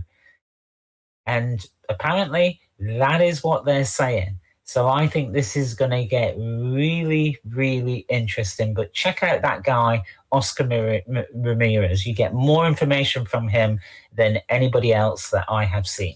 Definitely all over it. Now, Lisa, you were talking about how badass, and I always like to throw either a funny or something I find cool or interesting into the show. And as you were mentioning how badass our Delta Force guys are, I had to kind of remember how much our guys actually give your guys credit, right? The SAS guys, and how good they are. So I'm sure you've heard this story and seen this story. It's a less than 1 minute short.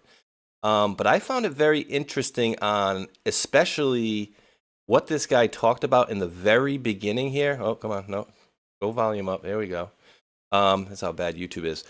So I don't know if you've ever seen this, but apparently this guy saved, he's very humble about it, but allegedly he's a SAS guy out of the UK, and he saved apparently 700 people at a hotel in like Nairobi. But listen to the very beginning part of this story where he talks about, and like, it's almost like, God wins, right? So here we go. Ready? I unlocked some sort of superpower on that day. I stopped my vehicle, put the window down and say, hey, do you want a lift? Something compelled me to pick him up. So a big smile, and he runs over and gets into the car. Reaches into his pocket. My internal spider sense is not triggered here. I don't feel threatened or anything. He pulls out this big dagger, curved, but it had a double tip, which I'd never seen. And I just smile and say, you're not going to try and kill me with that, are you? And he's like, no, I'm not going to kill you. I carry this when I'm traveling on this road in case I come across any demons or evil spirits. Comes in very handy. He chuckles to himself and puts it away. As we come to to a stop. He opens the door, his foot hits the ground, and his face changes. Like you're going from smiling, you'd be like all serious. And then he says, Chris. And when he says Chris, I felt it in my heart. It wasn't loud, but it was loud. It was like, Chris, may God bless you many times this day. And then like that, his face just snapped out of it. And he's like, thank you, thanks. Like in his normal voice, normal face. And he closed the door and I drove off. A few hours later, 5 terrorists attacked the Dusit D2 hotel complex. From the moment I dropped that man off, everything was perfect. How many did you save? Allegedly, people say 700. I unlocked. I mean, the dude's not crazy, right? But like, what's that about? Like some weird guy whose voice changes and he's like, I don't know. It's just like, is that a God intervened moment? And then he all of a sudden went on to do a miraculous saving of people. So I just thought that was interesting to bring up, but pretty cool stuff.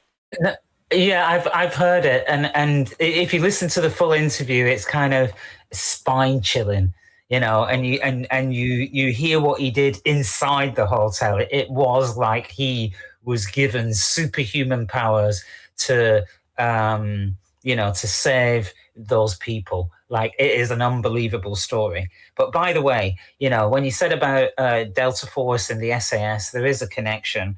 Your Delta Force actually is modeled on the UK SAS. Yes. So it was set up by Colonel Charles Beckwith, and he was a US Army officer. So your Delta Force is the US military unit, but it's officially known as the 1st Special Forces Operational Detachment Delta. And it was established in 1977. So Colonel Charles Beckwith, he served with the British Special Air Service, which is the SAS, and was inspired by the model. So he advocated for an elite US unit similar to the SAS, leading to the creation of Delta Force under Joint Special Operations Command. So they usually deal with high-risk counterterrorism, hostage rescue, and special reconnaissance missions.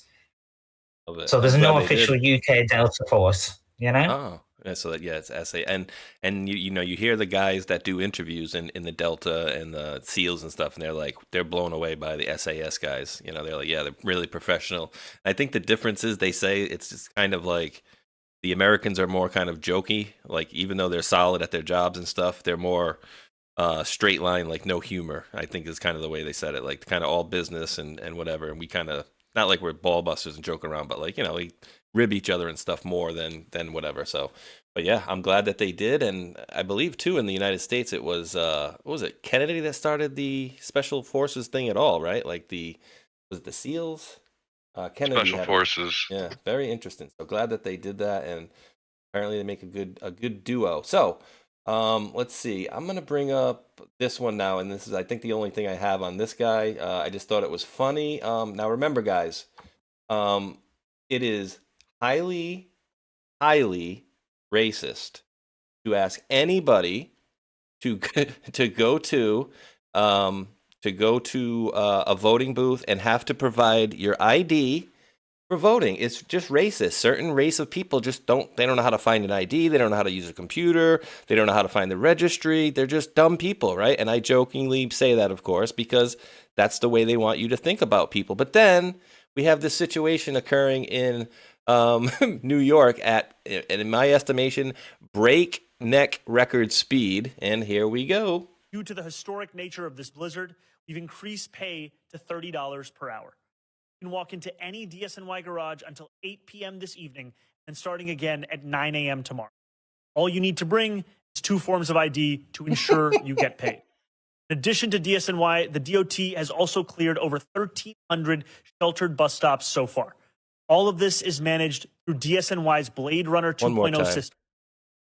All you need to bring is 2 forms of ID to ensure you get paid.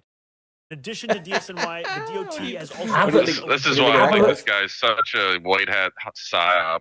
It's just like, it's comical at this point. Just like, guys, really? Have a look at the video that I just put at the bottom of the channel. You don't have to play it all, but you'll. Oh yeah, they're loving this. It's got a bit more information. That's only a minute 20. We can do this. And Yeah, like you said, Mac, maybe a white hat thing because he is. It's happening so damn fast, right? It's been like a month and But a few days. but maybe as an alternative. No, I'm just saying for an hypothetical. Yeah, What I'm saying is I laugh every time this guy speaks because he just looks like a joke. No, I get it, but maybe we're seeing the reality. It is a joke the way that these people are, the way that they're so hypocritical, the way that they're just lying about everything. I think he's a great example of that. And maybe they are that ridiculous, Maybe they are that ridiculous, and if you think about it, and you look back, brainwashed or whatever, that they need something to hit home to snap them out of it a little bit, because there are those people still on the brink. Well, for me, they don't even need Trump derangement syndrome. They've always been like this. They've always been that ridiculous. We just talked about Gavin Newsom and Karen Bass. They've just been lying for a full year. And all of the policies that they have, the woke policies, and how they work against the very people that they're supposed to support. Maybe it is that ridiculous. That's what we're being shown, and that's the truth. To me, it's like, yeah, it is. But anyway, all right, let's take a listen. Let's take a listen here. What this looks like, maybe a local guy. Want to see a liar? I want to say it very clearly. I will not defund the police. Lie. I am in favor of defunding the police. I want to speak to the memory of my aunt who stopped taking the subway after September 11th because she did not feel safe in her hijab. Oh, wait, another lie. I was speaking about Zerafui, my father's cousin. Doesn't wear a hijab. I don't really have opinions about the future of Hamas and Israel beyond the question of justice and safety. Maybe he's telling the truth on this one. Oh, wait, nope, lie. The struggle for Palestinian liberation was at the core of my politics and continues to be. I am not, and nor have I ever called for the legalization of prostitution. You guessed it, lie. You support decriminalizing prostitution? Yes, my fundamental belief that sex work is work. I would be happy to work with the president and the administration. Lie. We need to be doing here in our city is to end the chapter of collaboration between City Hall and the federal government. I don't believe that the role of the mayor is to police speech. Lying again. There are consequences for speaking up in favor of apartheid. So just find out who you're voting for before you vote who you're voting for. And it's not like we didn't scream and shout and tell people and warn them, right? But yeah, whatever the case is, keep doing what you're doing, buddy, because it ain't going to be long for that office. I'll tell you what, not with that type of stuff. I mean, just the hypocrisy alone. And you got, guys, I always get a response from my former 4 to 6%er coworker. And I said, and I put it in separate lines, A, next line, effing, next line, joke. Next line, right? Question mark.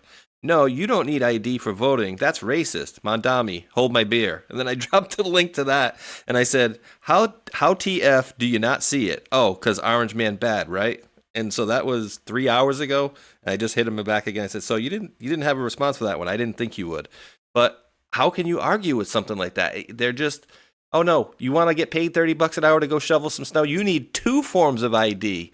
But no, it's racist to ask you people to get an ID to vote for something that's far more important than making some money shoveling. So yeah, whatever this train wreck is, just keep it going. I'm loving it, and just more, please. Yes, more. More. I'll take more. More on the menu. So yeah, I got another very interesting one. You guys remember, well, actually, I'm going to take you a little trip maybe a little bit later down memory lane here. Ding. I'll pop this one up. Okay, so I'll just pop this up. I posted this out on X a little while ago. Jeffrey Epstein stashed secret files in storage units across the U.S. that may include never before seen evidence in a report here. So secretly stashed computers, photographs, and other items in storage units scattered across the United States, said private detectives to move the material around as investigators closed in on him.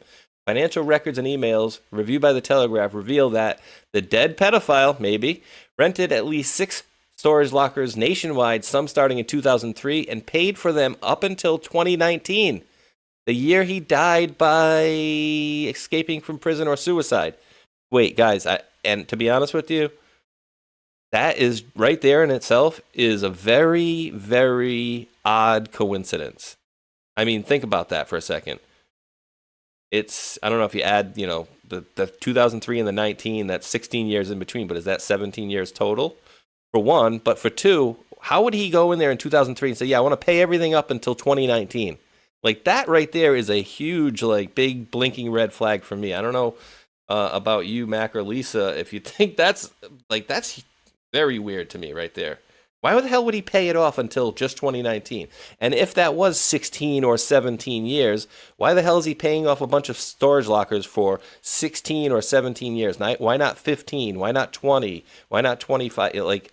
You guys see where I'm going with this one? So I don't understand what the hell is up with that, but maybe we need some storage locker wars here, guys. And given that there was a forensic investigation or analysis of his finances, why didn't we know back then? Yeah, right. For me, it's like a joke. And a question that I want to ask everybody is, did you believe Leslie Wexner? That's the question that I've got. Did you believe him? Yeah. Hell to people in the chat. It's like I didn't know. I didn't know this and I didn't know that. And Epstein's out there. He's the man. Look at all the people that he's connected with, and I didn't know. 5 more words. I'm gonna have to tell you. Yeah, his attorney or his handler. Yeah, after he mentioned the Rothschilds, if you notice. Who his name's, I think, Michael Levy, and he's also mentioned in the Epstein files.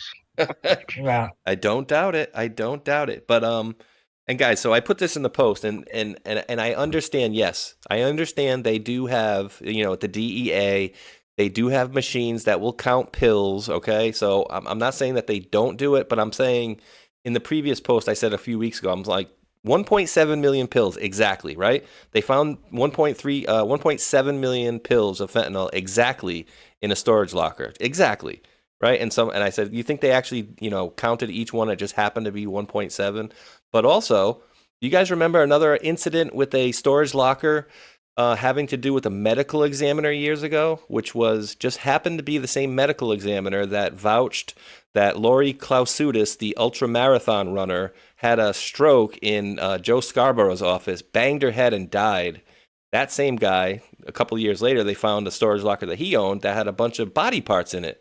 Oh, it was a heart in one jug here. There's, some fingers in this one, and a whole storage locker filled with a bunch of this nasty stuff. So yeah, all these people are just absolute wackos. But you guys remember the Joe Scarborough story there? Ultramarathoner, found dead in his office. She was a staffer, I think, or something like that. But he was supposed to be there in the meeting to meet a couple or a family, and then he was all of a sudden in Washington, D.C. that morning. So they always cover for their friends, of course. So storage wars. Anybody? Well, I think we need to talk to those people to see whether anybody bought the contents. Right? Let's see who got to it. Yeah, you just brought me to, Mike, you mentioned that Levy guy as being a lawyer. Notice how many lawyers are involved with Epstein, But wasn't it Alan Dershowitz that just said that if he knew that Epstein worked for Mossad or the IDF or Israel, then he would have got off being a pedo. Or the CIA. Yeah. which is very interesting and probably who does that leave? one of the few true words that has been said. You know, he said that he would get off. Now, where does I've got to say this, and and I'm sure this thought is formulated in other people's minds as well. So, if we go back to Freemasonry and we go back to Frankism, you know, and we go back to Hitler times, then you know what was it? Or what was the underlying kind of common denominator? Well, it was satanic ritual abuse. You know, prostitution, sex, whatever, sex trauma, all of that type of thing. And it's like, well, where did those people go? And what culture was it part of? And what is going on now? And what is being carried on now? You know, Frankism, where they said that they should be able to, you know, they don't recognize the Ten Commandments, and they should be able to do everything that God could do, and it's okay to do all these things with sex, and you know, and then Crystal Night. You know, they said that they were burning books. Well, they were actually burning all of the sex books, you know, and that's where all of this transgenderism and whatever, and then you've got Baphomet, you know, male and female, and blah, blah, blah. And I'm sure you can join all of the dots. It is still going on today. And Epstein is a good example, but let me tell you, it is only one example. And the thing about it is, look at how all of this was accepted by all of these elites, all of these people that run corporations, all of these lawyers, all of these money people. This is normal for them, guys. Absolutely normal and standard. And then let's not forget QE2, Queen Elizabeth II, and Prince Philip, and what happened in Canada, and all of those children going missing, and they were charged as well. So this is normal, guys.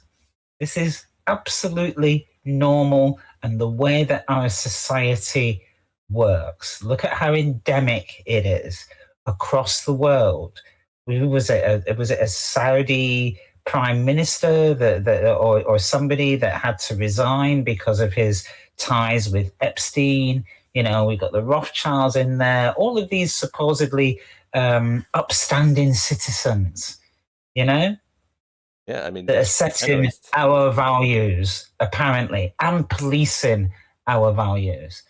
This is what they get up to. This is the reality. Disgusting. And let me thank, just from earlier, Sting Tammy dropped the $1 Rumble Rant, says Mandelson just arrested. And maybe, hopefully you got to that part of the video. We did cover it towards the middle, and this video is saying, oh, it's horrible, people are throwing snowballs at police officers. Well, I mean, I'm glad it's nothing more than snow, put it that way. But yeah, it's disrespectful, and these would be the same people that, you know, if they get attacked, they're going to want help from these people, right? You're going to call somebody and want them to help you. But then these are the people that you're disrespecting right now. So yeah, just scummy folks, apparently. It's also assault. Yeah, and Mac too. This is, you know, this is pushed by the other side essentially, right? Like, essentially, this whole crap that they started with ICE is starting to trickle down into, you know, common everyday officers, right? And so you disrespect the federal government, and they think they can get away with that, and then now they're going to start doing this with local police as well. It's just ridiculous. Yeah, I mean, it's just par for the course. I mean, they push anarchy so that they can come in and take over. There's 2 screenshots at the bottom of the chat. Very interesting list of resignations. Oh yes, and yes, and it spans the world. I had a link for one of these as well. I think it was the last guy on this one, Peter Attia. I do have an actual link for that one. He just resigned today, but this list is pretty impressive, considering Apparently, no one knew him. Yeah, right. Brad Karp, chairman of Paul Weiss Law Firm, gone.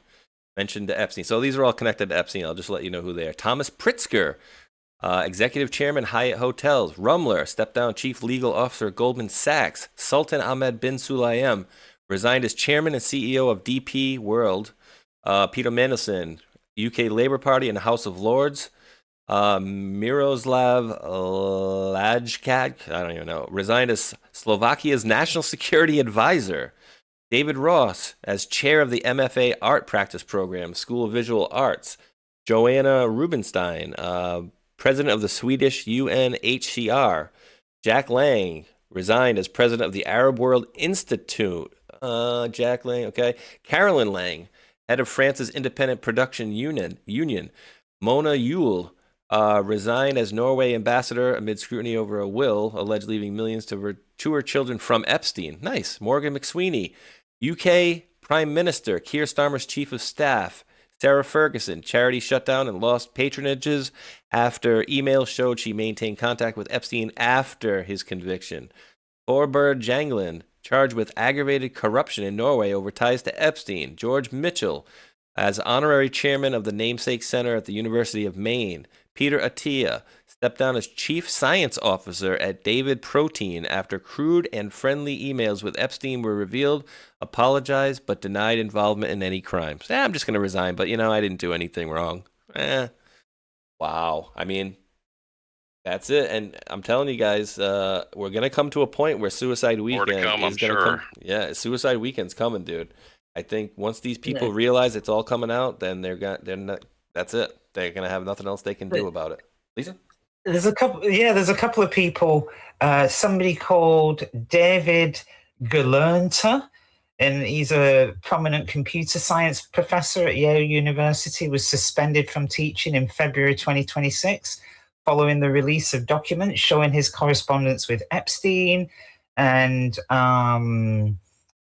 he talked about a small, good-looking blonde and recommended her for an internship with Epstein, referencing his interest in girls. And remember Larry Summers, former Harvard University president and U.S. Treasury Secretary. He stepped down from his teaching role at Harvard and resigned from the board of OpenAI after emails revealed ongoing contact with Epstein. I'm sure Sam Altman was pictured with Epstein or Ghislaine Maxwell as well. And then somebody else, Mark Trammell at UCLA, and David A. Ross. Did you mention him from the School of Visual Arts? Ross, yes, I think. They've also, yeah. Okay, so there's quite a few, and I think there's quite a few more to come. There's some British aristocrat. I think she's dead now, but she's been in touch with Epstein for years. There's the Norwegian princess, is it, or is it the Queen? Her name is Sophia, maybe. She was involved with Epstein. I think she was introduced by somebody in Norway.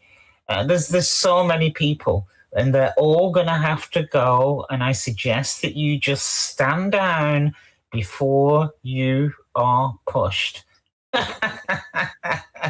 Make it easy on yourself. Let's see what the dates of these two are here. And this is I just searched track resignations. So two of these posts come up here from 2020. Both of them are 2020 resignations. If I do just resignations instead of track, but yeah, there's a lot of these people. And even back then in 2018, you guys remember there were two lists, or essentially I looked at it as two lists. There was a list of a bunch of people arrested for sex things or aggravated assault or something like that. But what there were, I think there was actually more Republicans on that list than there were Democrats. So it's not about a party thing. And again, I've said it numerous times, and I'm not covering for anybody that does anything to children. I don't care if it's, If it's Donald Trump himself and we knew for sure that, yes, they're not making stuff up, he's getting put on blast. It does not matter to me. And can we just deal with Massey? So there seems to be, you know, like a little bit of clarification needed on Thomas Massey, who has been promoted as being this person, again, that is whiter than white, you know, no flies on me. And it seems that there was a call for, I did put a post in the bottom of the channel there. There was a call for investigations and a search of Epstein's Zorro Ranch that was bought by somebody. All the details are there. And that somebody is a good friend of Massey's. And for some reason, he didn't want to support that there should be a search of Epstein's property, because in the files it says about potentially 2 girls being buried on Epstein's property, which was purchased more recently, very cheaply, by somebody that's supposedly representing the Republicans, maybe somewhere like Texas. But anyway, the details are there. But interestingly enough, Thomas Massey didn't call for and support there being an investigation, and I wonder why. Yes? Yeah, and there's been there's been a lot of stuff with this, and apparently they're going to start investigating this, and allegedly this guy that bought this place is another. Some people are out there saying, "Oh, it was a Trump friend," but it's like some mad scientist. Ooh, and you just sparked something in my memory, Lisa, and I'm glad I didn't forget to pull this one up. You guys remember that the guy that tried to kill Trump, you know, the Trump supporter, you know, the guy that supports and loves Trump, the Trump supporter. I'm just gonna, let me do this in a way that I want to do this so you guys, there we go, just like that. So here's the guy, guys. I mean, just on first glance, besides the fact he looks like Jeffrey Dahmer, right? I don't know, just at first glance, he already rubs me the wrong way. But here is your Trump supporter that is went to kill President Trump. Here, guys, ready? Morning, the security detail detected that a individual had made his way into the inner perimeter of Mar-a-Lago. A deputy and 2 Secret Service agents on the detail went to that area to investigate. They confronted a white male that was carrying a gas can and a shotgun.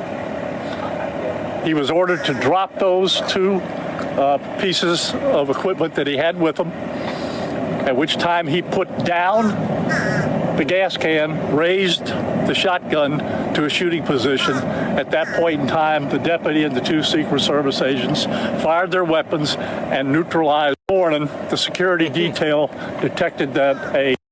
So what do you guys think? Oh, hat tip Krasenstein. I mean, we just... oh, wait.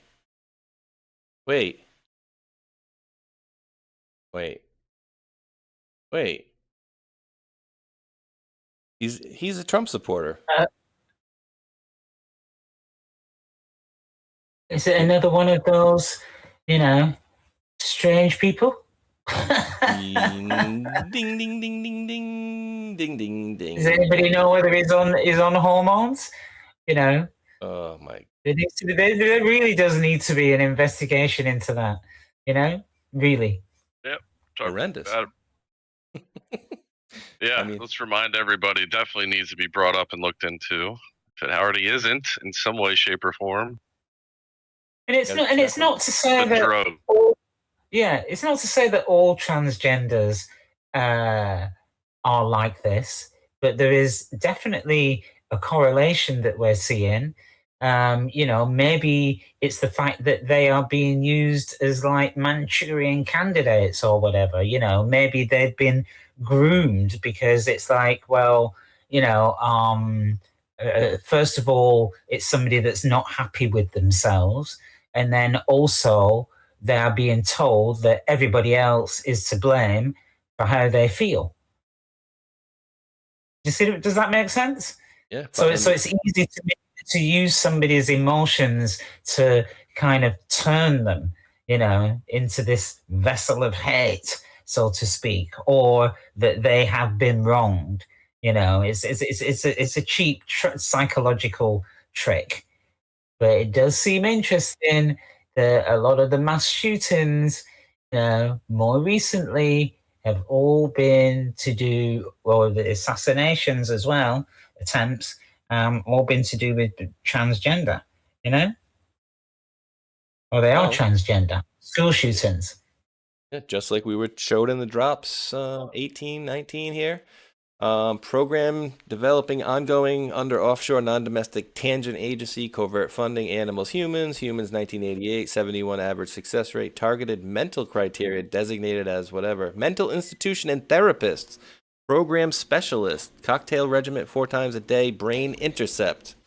Yeah, I mean, we've talked about the, what do you call it, MK Ultra back in the day. So yeah, it's definitely gotten more sophisticated, and it can be a number. I don't know. Probably is classified. That's why we haven't heard a lot about it. But nanotechnology, hearing things in your head. The Havana syndrome.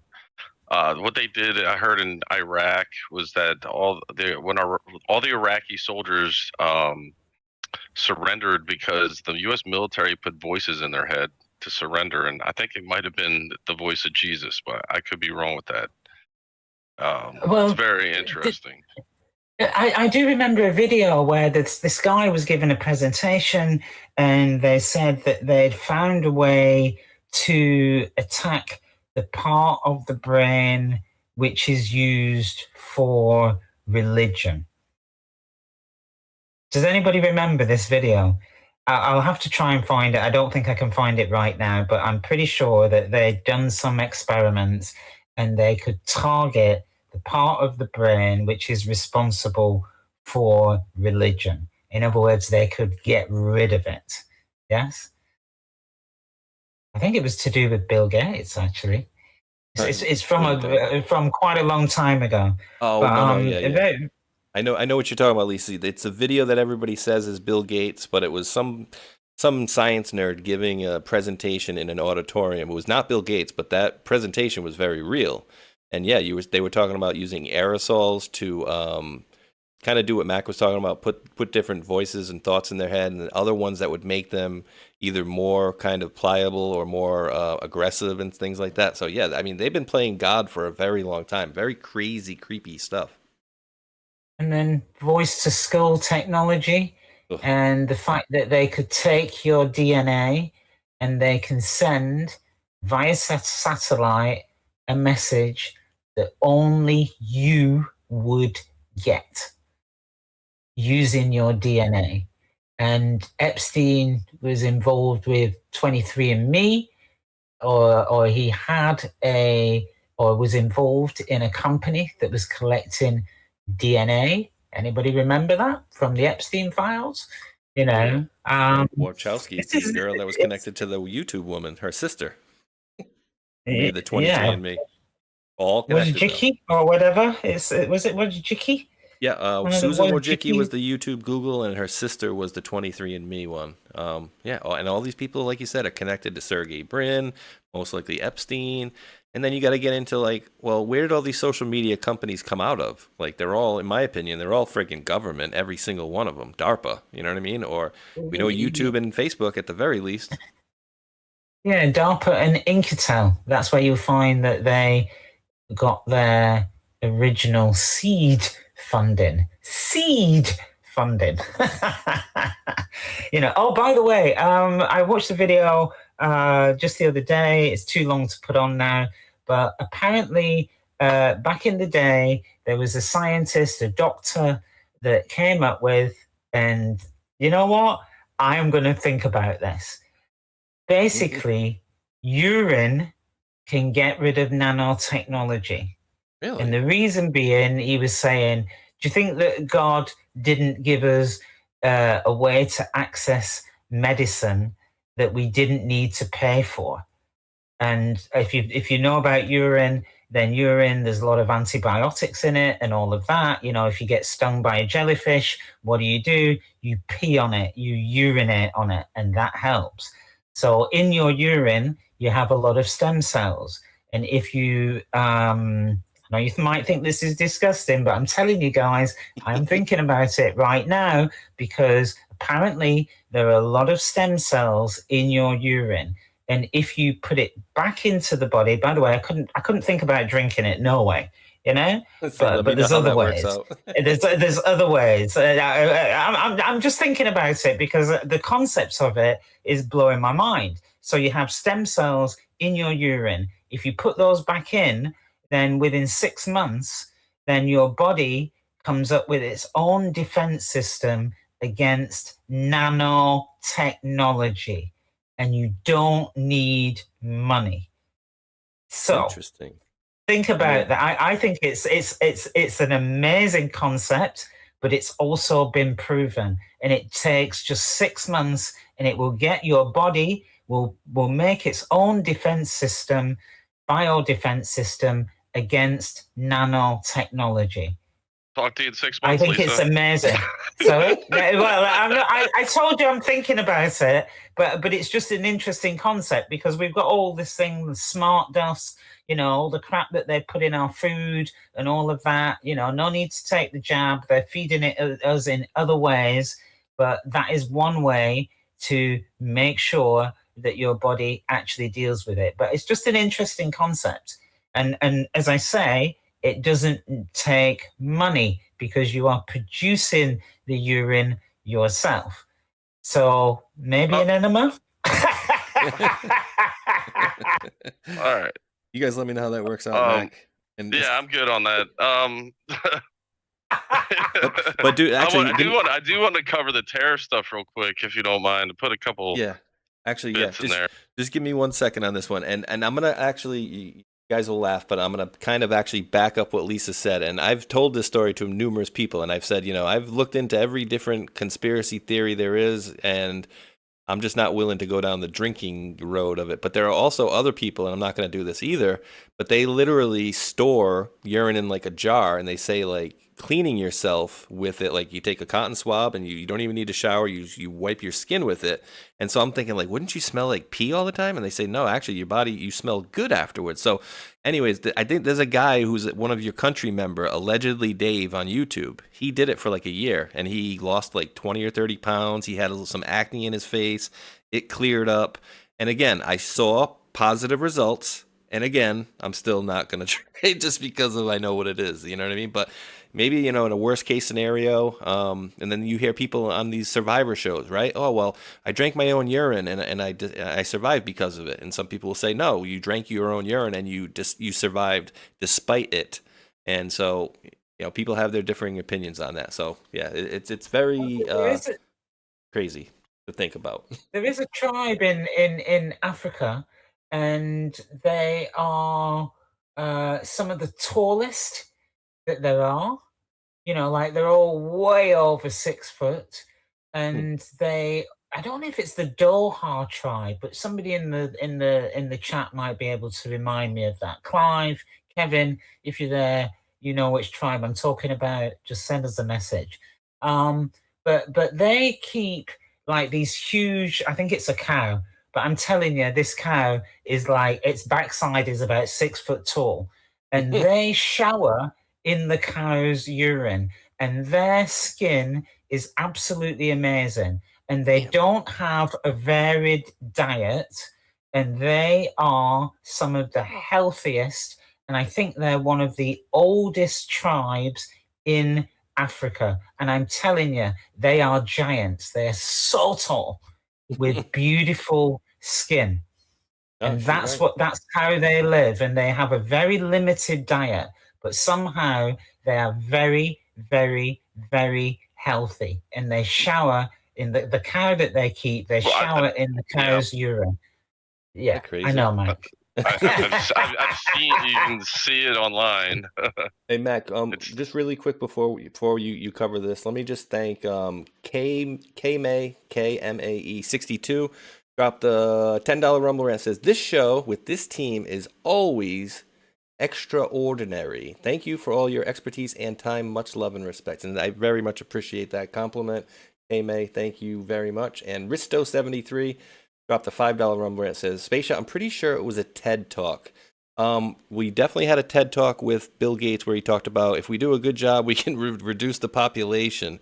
But there's also another one. I'll try to show it while Mac is talking. I'll try to find it. There's a guy, it's always said that, oh, it's Bill Gates giving a presentation about aerosols, but it's not Bill Gates, but it is a genuine presentation. I'll try to find that one. But, sir, Mac, I got the screen up here on the tariffs, and the floor is yours. Yeah, it was genius, of course, for Trump, but he this case was brought up to the Supreme Court, and they're kind of effed either way.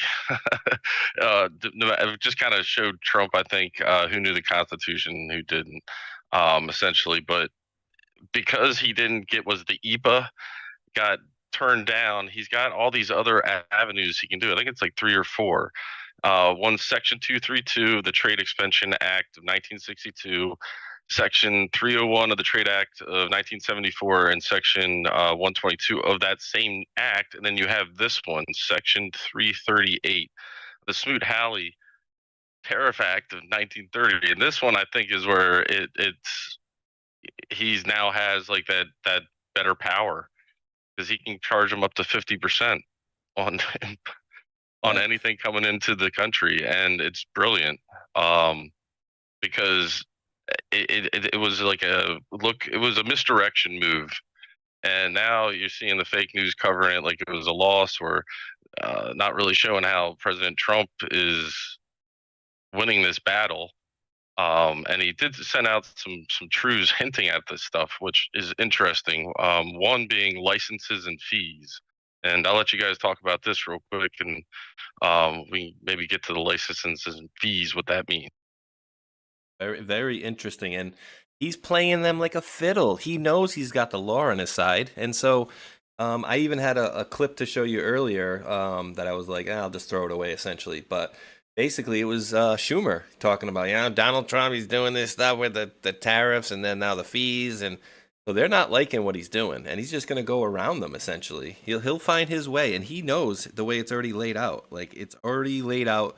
He knows what he's going to do. He knows pretty much what they were going to do, and I'm convinced of it. And then we found out, too, with the tariffs, oh, my God, who was, Howard Lutnick and his son were benefiting off of this stuff, too? This is interesting. So we definitely have some curveballs here. But I think at the end, he knows, and like you said, he knows the law better than they do, right? Again, I can't keep saying this, guys, because remember, President Trump is, while we look at him as leading this whole thing, I gotta state again, he is the circus leader, essentially. He's the ringleader of this circus and the front man of a very, very, very detailed and set up plan. And I think they looked at every aspect of all of this stuff, and in the end, God wins. So, Lisa, anything you want to add on that one? Yeah, I just put a link in the bottom there.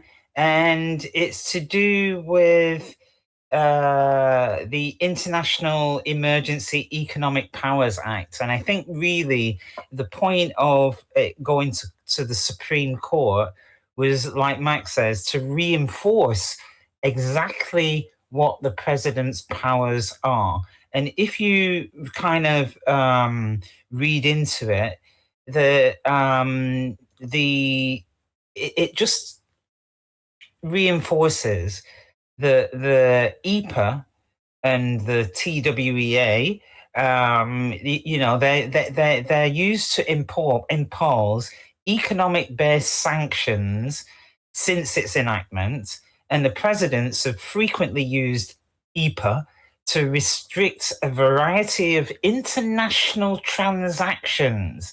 And like TWEA, the subjects of the restrictions, the frequency of use, and the duration of emergencies have expanded over time. So initially, presidents used EPA to target foreign states or their governments. So various presidential administrations have increasingly used EPA to target non-state individuals and groups such as terrorists, persons who engage in malicious cyber-enabled activities, and certain persons associated with the International Criminal Court. But anyway, you can drop that link and read through it. I think it's really interesting because you're talking about controlling economic transactions. So it wasn't that it was, there's just a lot more that he can do, and he can do it right across the board. So if you think about, interference in the elections and all of this Epstein stuff and crimes against humanity, it's like President Trump all he needs to do is update Congress. He doesn't have to talk to Congress or ask Congress's permission to do it. And this has been in action for years. Yes, Mike, that's the one. He doesn't have to ask for permission. All he needs to do is update Congress on a yearly basis. And it's Congress that have put in statutes to increase his emergency powers. And that's, like Macron, Starmer, and other leaders around the world, they were all kind of jumping for joy. Oh, he's been slapped down and all of that. And it's like, no, wait for the slap, because you are going to get it. And it came immediately. He was like 15% on all of you, And if you don't want it, then you're going to have to come and talk to him. But he can do that worldwide. And just think of all of the criminality that's been going on. And a lot of it has been financial transactions. Think about USAID and all of that kind of. I just think that it's beautiful. It's absolutely beautiful. They have had it, and no, he doesn't have to talk to Congress. How brilliant is that? You're all done for. And right when they made this, he used Section 122, which is the 15% tariff across the board, and that's temporary. And I think he hinted that they're going to figure out the certain percentages of each country after a certain period of time. So, and then you got this Halley's, Smoot-Halley Tariff Act is unbelievable. He, like you said, don't have to go to Congress, and it has been used since the Great Depression. So it's settled law, as they say. Yeah, so it's still There's there. no argument. And all of those justices that voted against, it's like it's like a double-edged sword, But President Trump's side of the sword just got sharper. Loving it. And dude, he's crushing them, absolutely. And guys, this did not come through. I did this the other day. And so this is my first. You just broke my cherry there. Thank you to Major D2 firing it up, who dropped over a Ethereum crypto into the Rumble wallet there of $50.02. So thank you very much. That was my first crypto tipto, and I appreciate that. So I didn't even know. I don't even know how you would figure out like how to get that down to the $50 mark, but 50 and 2 cents. I'm just trying to figure out how we brought you cherry. Well, he was my first. Connotations with that in England. That's the same. It's the same connotations as it is here, but it's he broke my cherry as far as a crypto tip, we'll say. So yeah. Let's see, guys. I was gonna wrap this sucker up and head out, but I'm not gonna be able to do that. I'm not gonna be able to get to the store, so it's not gonna happen. So we got some time. Let's play. Can we deal with Chief Justice Roberts and the people that kind of voted against the tariffs, and President Trump? Mike, I'm sure you've got a video where he says that foreign interference in the Supreme Court. Can we just talk about that, please? Oh, absolutely. And I got a video. Yeah, I dropped the video right there. Okay. I had another video right above it. Just to mention it, it's in his speech. He even says, "I read language. I'm very good at reading language." And read our way 100%. So once I heard that, Trump's been posting in his true certain law terms and saying them in his speeches. So I've been following along. It's been real educational. But he is definitely in the tune with law. Yeah, I mean, yeah, like I said, he's got a whole team that I believe, war game this stuff to infinity and back. So 100%. Let's take a listen. Hopefully I don't have to jam it up here. Here we go. Direction. Probably the direction that I... All right. Mac and Lisa, just do not say anything until the video's over and I let you know. Jacking up the audio, which will jack it up for them as well. So I'll let you know after this is over. And we won't blow people's eardrums out. Here we go. Direction. Probably the direction that I should have gone first time, but I read the language. I'm good at reading language. Read our way 100%, but now I'll go the way I could have gone, which is even stronger than our original choice. As Justice Kavanaugh, stock has gone so well, you have to see, wrote in his dissent, although I firmly disagree with the court's holding today, the decision might not substantially constrain a president's ability to order tariffs going forward. So, look at that. Decision might not substantially. In fact, I can charge much more than I was. So I'm going to just start. Although I firmly disagree with the court's holding, the decision might not substantially constrain a president's ability to order tariffs going forward.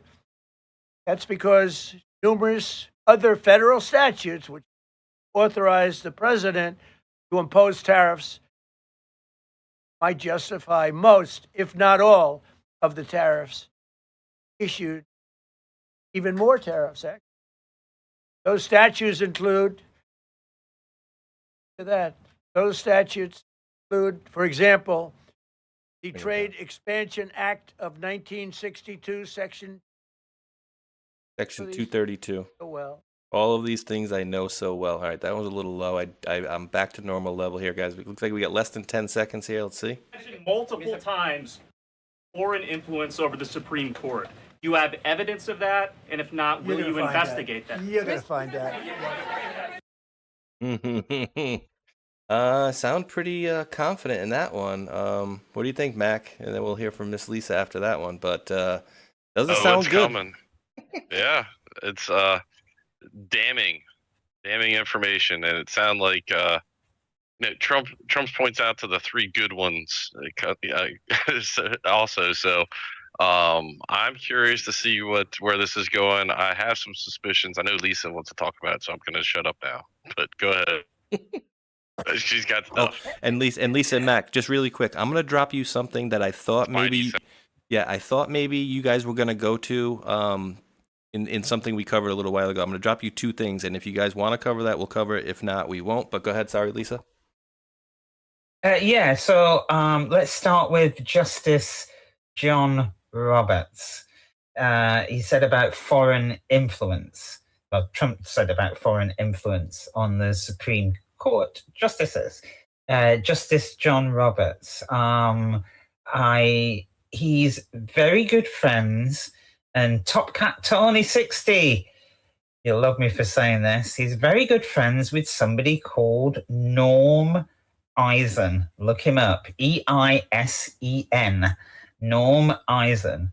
And let's start with his children that were adopted from Ireland. They got the mothers to fly over to Brazil because Ireland doesn't allow people who are not resident to adopt Irish children. So he got around it by flying the mothers to Brazil and then adopted the kids from there. And it is rumored that Epstein was involved in it. We do know that Epstein was involved with a adoption agency, I think at least two. So there's that going on. And then Chief Justice Roberts and Catania, whatever her name is, Jackson Brown, what's her name? Catania Jackson, and maybe somebody else, but they are members of some secret society of the Inner Temple in the UK, apparently. Yes?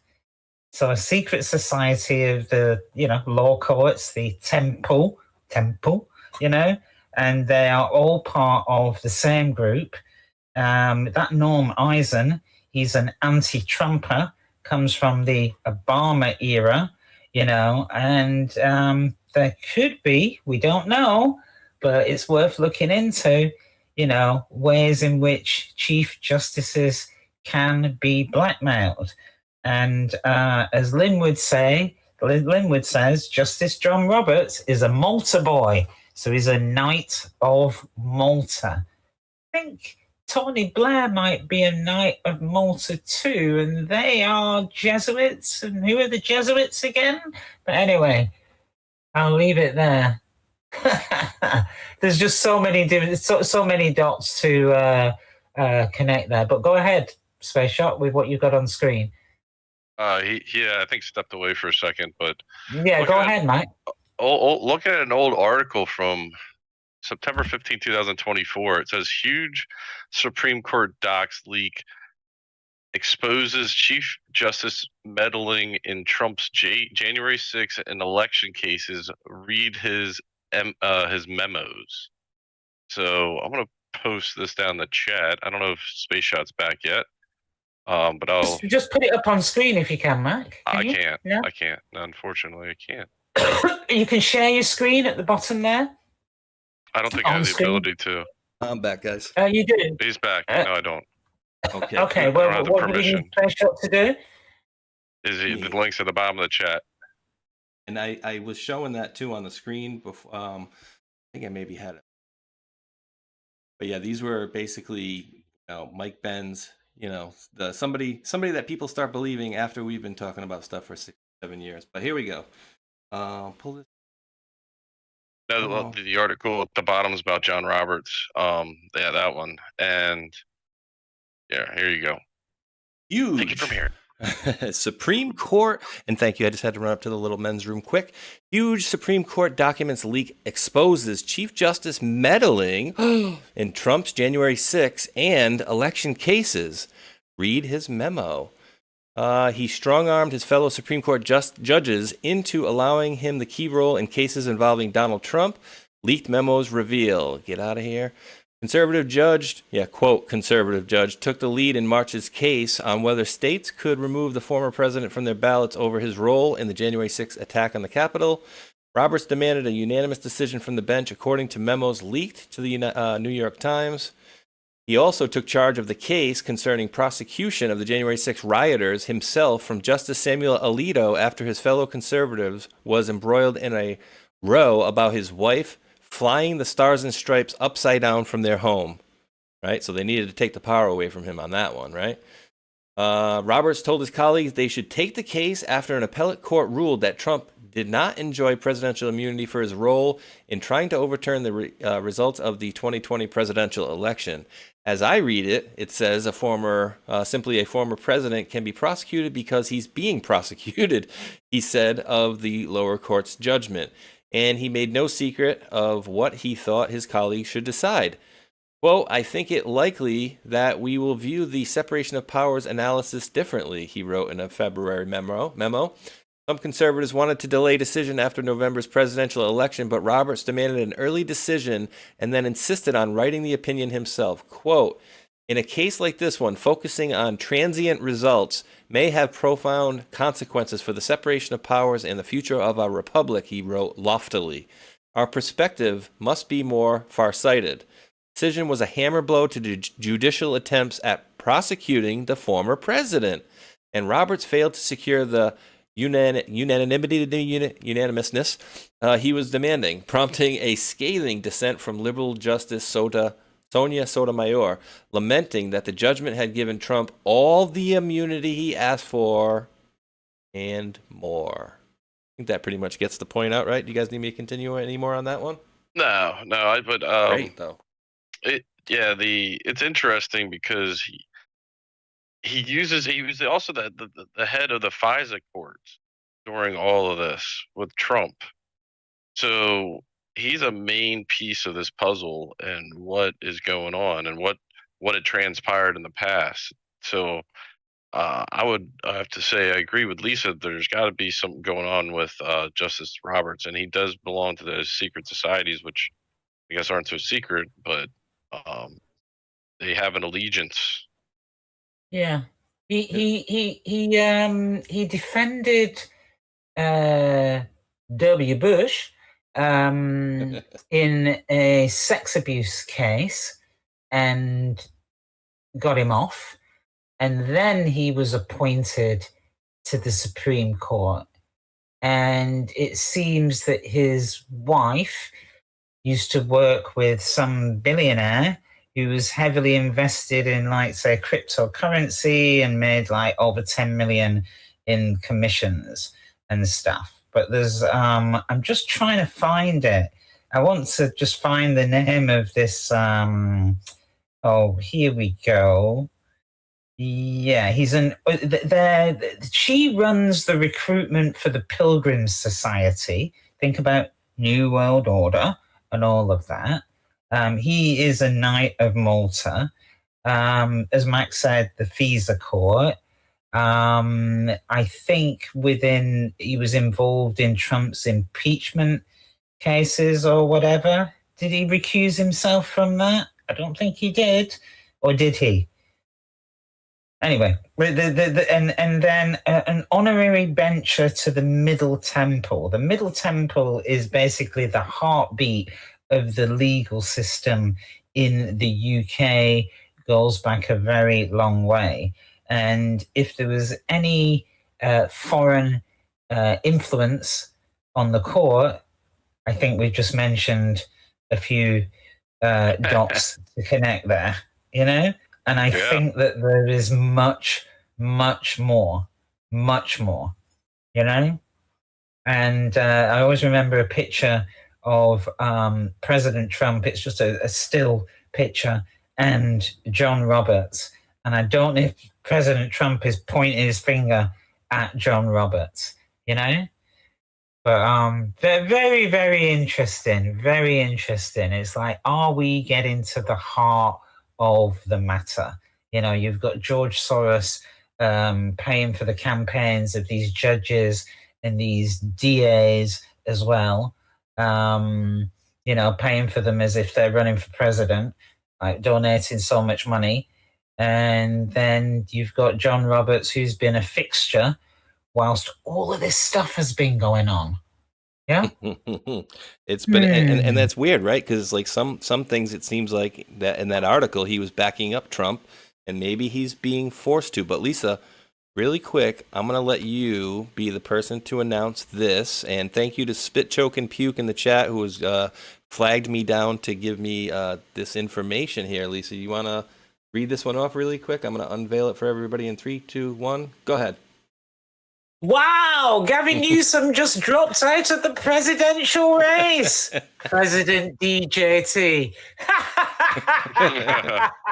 Thank you, Spit, Choke, and Puke. Knew it was coming. I think that was. There's such a. I was going to say an it storm, but you know, there's such a storm coming for this guy. He is being exposed left, right, and center, and I do not believe that he can. I didn't believe that he could withstand it, and here we have the evidence. Yes, it's overwhelming, and I think the next thing to come out is how the cartels have been protected in California. That is awesome. And who else is going to be? You know. Who else could run? He was the only guy I was concerned about, Mac, to be honest with you. He was the only guy I was saying, you know what? You look around the presidential landscape of who could pose a threat to the Republicans, and he was pretty much the only guy. And obviously we knew he's got his fair share of problems and more to come, but he was it. His problems have caught up to him. Mm-hmm. Yeah, for me, it was like, no, because he's just got too much dirt.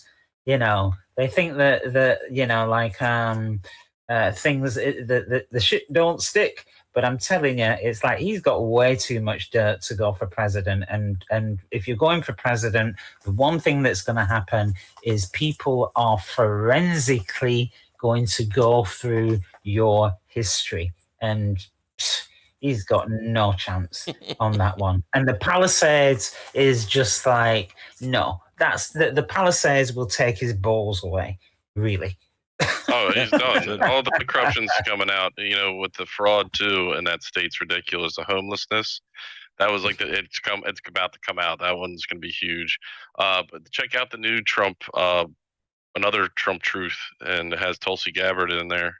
Oh yeah. And Mel Gibson even there go it is, for right below with the real Robert. Okay, Yeah. I got you. Yeah, Ken, what do you call it? Because that thing was saying Mel Gibson. Can Mel Gibson even run for governor, mayor? Oh, president, I know not. but Why governor. not? Why Governor, not? Maybe. Why not? Depends on his residency. Here we go. Where is Well, look at it. Who was the first one? There's a to video tell us- below it too. Yeah, who was the first one to tell us about Hollywood, and nobody believed it? a Yes? long time ago, like 30 years ago. Yeah, When he and still had an also accent. pointing out some of these billionaires and what they were up to. Take a little listen to this one. This is a new video, but screw it. We got time. We're here. That you're referencing that I released, declassified and released, spells out in great detail exactly what happens when you have some of the most powerful people in our country directly leading at the helm, President Obama and his senior-most national security cabinet, James Comey, John Brennan, James Clapper, and Susan Rice and others, essentially making a very intentional decision to create this manufactured, politicized piece of intelligence with the objective of subverting the will of the American people, who in November of 2016 delivered a historic victory to President Trump, defeating Hillary Clinton.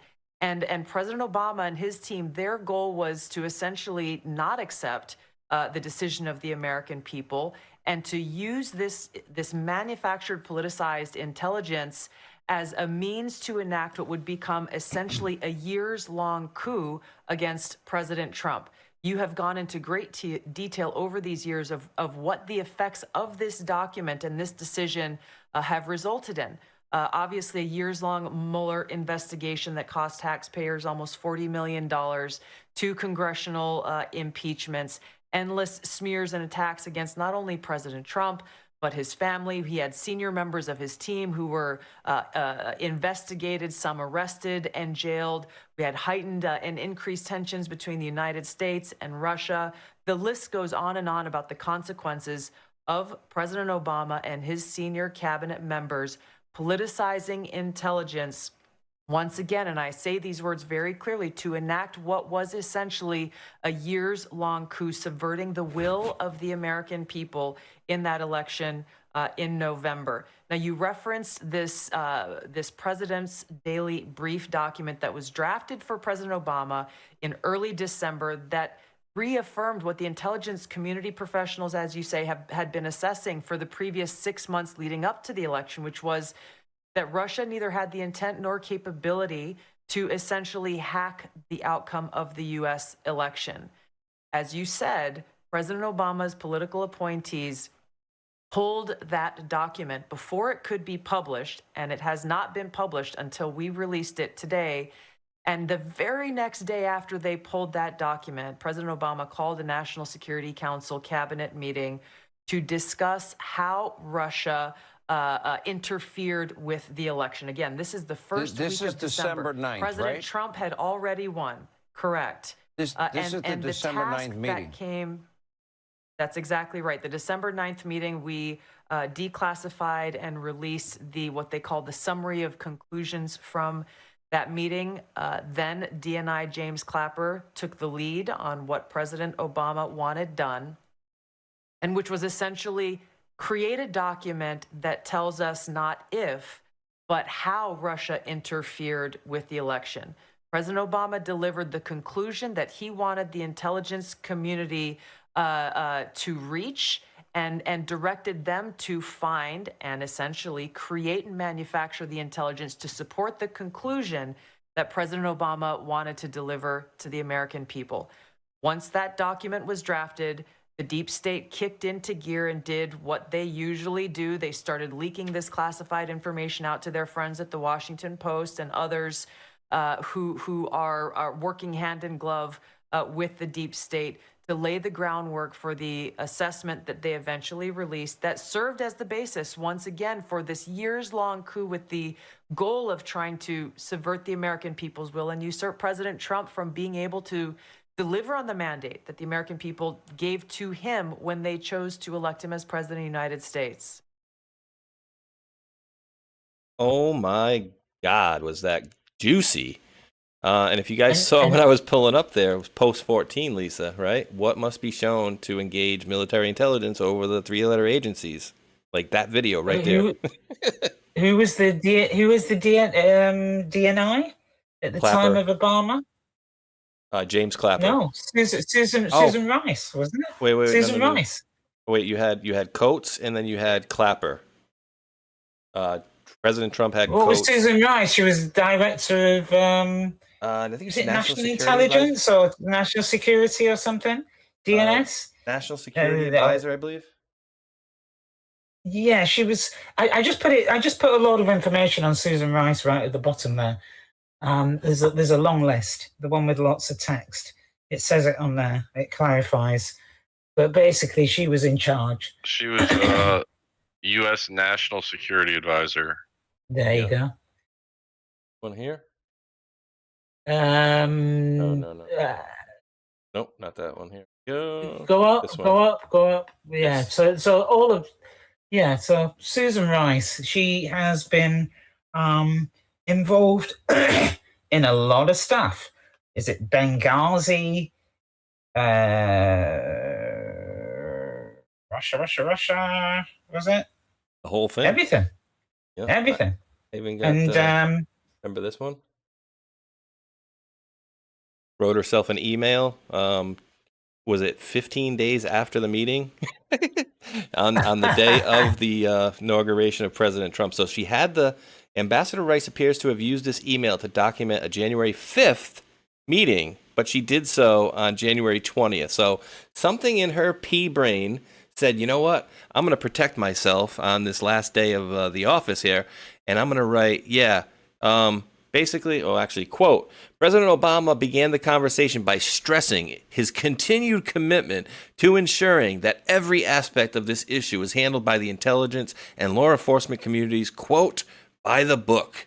The president stressed that he is not asking about initiating or instructing anything from a law enforcement perspective. He reiterated that our law enforcement team needs to proceed as it normally would by the book. And isn't this the same Obama that basically asked everybody to report to him and had the weekly meetings in the Oval Office? So all of the departments should report to him regarding Russia, and FISA and all of that kind of thing. The same Obama, no flies on me, Obama. No flies on me, Barry. And Biden as well. Ooh, before we got the mechanical Biden. Oh yeah, before the rickety Biden. I got another supporting piece of documentation or video proof for you. It's just what we were talking about here. It's 58 seconds, and hopefully it's loud enough. If it weren't for President Obama, we might not have done the intelligence community assessment that we did that set off a whole sequence of events which are still unfolding today, notably Special Counsel Mueller's investigation. President Obama is responsible for that, and it was he who tasked us to do that intelligence community assessment in the first place. Look, we didn't know that there was an FBI investigation of Trump. I didn't. President Obama didn't. It was he who tasked us to do that intelligence community assessment in the first place. Literally, I learned about the FBI investigation in Trump as a private citizen in the freaking Washington Post. This, you have to understand that we actually abided by the long-standing practice of the White House not getting involved in that kind of stuff. Mm-hmm. The Republicans on the Hill seem to be focusing on the dossier, and nothing to. Hey, Lisa, they had nothing to do with it. Mac, they didn't know anything that was going on with it. And hey, President Obama, yeah, right, right here. We had no idea, everything by the book, and then he didn't tell us to do anything, right? I'm not initiating anything. And then it's, well, none of this would have happened unless Obama did what he did. Whoops. Lisa? His body language says otherwise. He cannot look the guy in the face whilst he's lying. Look at it. He doesn't look the guy in the face. He just looks everywhere else, and then he gets the hands out, to direct attention whilst he's lying. The whole sequence of events that he said, though. President Obama is responsible for that, and it was he who tasked us to do that intelligence community assessment in the first place. And not to mention, was that the second ICA? Because as I understand it, he didn't like the first one, and he had him rewrite it to kind of make it look like Trump was working with the Russians more. So culpable at every single turn. I'm loving this. Oh, and guys, really quick, thank you. And she showed back up in the chat yesterday, but Wheezy was sick the other day and was coughing and ended up pulling something in one of her ribs or something. So she is listening in, and we love you, Wheezy. We hope you recover a lot, very fast, of course. And you got a lot of love and prayers here from us, of course. So thank you for your lifting Wheezy up in prayer. One of my wonderful mods out there. So hope you're feeling better today, Wheezy. Prayers. Yeah. I've done that before. Likewise. When you cough so much, it feels like you pull a friggin', feels like you broke a rib or something. Ugh. Oh, wow. Yeah. A couple things about Susan Rice. She might have been calling the punches behind the scenes for the Biden administration. She was like the separation degree of Obama, basically. And she has a huge connection to the Muslim Brotherhood, I believe. And yeah, wasn't she also tied up in all the torture stuff back in the day? Was that her? I'm not sure, but she does look like the he that Obama was close to. I mean, nothing would shock me at this point, to be honest with you. Really, nothing would shock me. I mean, it's getting beyond ridiculous. All the stuff, all this stuff. So it's getting beyond ridiculous. And I went to look really quick, guys, for that video, and I'm sure many of you have seen it, the Bill Gates, not Bill Gates video. But they were talking about, giving aerosols to Middle Eastern people to make them the religious fanatics and stuff like that, make them kind of go off like crazy. So yeah. And by the way, that's Ben Rhodes, I believe. Well, it's one of the Rhodes brothers. I think it's Ben Rhodes. He was the guy that was crying, sitting on the stairs. But they didn't know anything about this stuff, guys. Look, I found out just like every Tom, Dick, and Harry in the New York Post or whatever it is. Did you? Did you really though? And so I'm loving this, guys. The chickens are coming home to roost. And yeah, it was a little later than I wanted, but like they say, with God's timing, and no, I'm not equivaling, Q with God. It's God's timing is God's timing, and however they had to game plan this and war game this stuff, this is how they had to do it to be the most effectual. Because I don't know, I think you would have got a much different, say in the beginning they just released every Epstein file right off the bat, and they never made a peep about it. I don't think, actually, I know there's no way people would be as engaged as they are nowadays, right? Because just like that, fake love letter I wrote on Twitter last couple weeks ago, where were all the people in 2005 and then 2016, 17, 18, 19? Nowhere. Only when they thought they could bury Trump with it did they want to come out with it.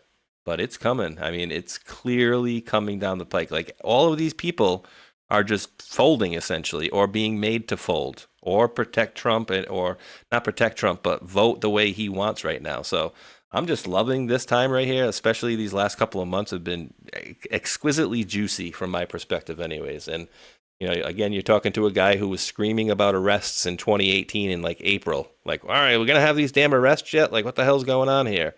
And you kind of have to take a step back to see what they did and how they did it, and just waking everybody up as they go down the line. So, again, I'm loving it, Miss Lisa. Anything, floor is yours. Me too. Just coming back to me, a couple of weeks ago when I said, Prince Charles, King Charles, he needs to kind of speak up. It's like, he was good friends with Jimmy Savile. the most prolific kind of abuser that we had, Sir Jimmy Savile, you know, and he was in touch with him, seeking advice from him on public relations, disaster response, and speeches. And he also praised Jimmy Savile. And I'm pretty sure Lady Diana was, you know, a bit like Melinda Gates claims, but Lady Diana was disgusted with it, and he made her skin crawl. And, you know, he abused at least 450 victims over decades. This is Prince Charles's mate, you know, and he used his access to the royal family, gained through supposed philanthropy as a cover for his crimes. And Charles said he was unaware of Savile's abuse at the time and has since expressed regret over being deceived. Now, another friend of Prince Charles remained friends with this guy, is Bishop Peter Ball, a former Church of England bishop for over 2 decades, despite allegations of sexual abuse. And when this guy was charged, Prince Charles gave him a home to live in, rent-free. So now all of this stuff coming up with Andrew, how is it that King Charles can kind of, again, claim no flies on me when there was obviously a cover-up because people wrote to him and let him know, and he would know his brother better than anybody, don't you think? Randy Andy. Randy Andy. So what do you think Prince Charles should do? Because it's not that he is going to come out of this clean. And I don't think any excuses. And Camilla was with him throughout all of this time. And then you've got Lord Mountbatten and his paedophile actions with boys who were in care homes, and everybody, all the intel services knew about Lord Mountbatten, and Prince Charles tried to stop one of the universities who acquired his diaries from publishing those diaries. So, what excuse can he come up with? None. He's surrounded essentially, and I can't quite find the actual one I wanted to find, and it looks very similar to this, where he's on his TV show and everybody's facing forward, and he's got this cringy look on his face like he always does because he's a friggin' penniless, disgusting individual. And all of a sudden, I don't think it's this girl, it's a different one. She's probably younger than this girl. You see her kind of, whoop, she hops up like obviously somebody grabbed her in the rear end or from the rear, and it did something that she didn't want and wasn't expecting. Live on television, ladies and gentlemen, live on television. And so I also got a couple of other interesting ones here, as we're going down that road. Let's see. Where are you? Profile, bookmarks. Here we go. Bookmarks. All bookmarks. Let's see. So I found this one first. Let's play this one. They're all, 50 seconds or less, I think. This one's 30 seconds. I've not seen this one, Lisa, so I'm watching this for the first time with everybody else. So let's play along. Here we go. In accents to speak with him. To break my legs. No. Just to speak with him. Shall I send some of my lads round with strong Sicilian accents to speak with him? To break my legs. No. Just to speak with you and say, when are you going to see... How did you get the address? No, I'll get anything, mate. How did you get it down? I can get anything. Yeah. There's nothing I can't get. And there's nothing I can't do. Thank you. Don't worry, it's safe with me. You could tell me the deepest thing of your life, and my lips would be sealed. Omerta. Now, why have you written my name and address on this pad?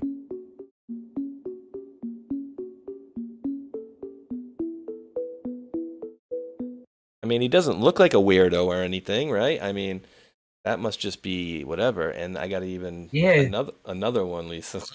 His eyes are normal. I just put some videos at the bottom of the channel there, that I'd kind of collected. which are very interesting too. You know.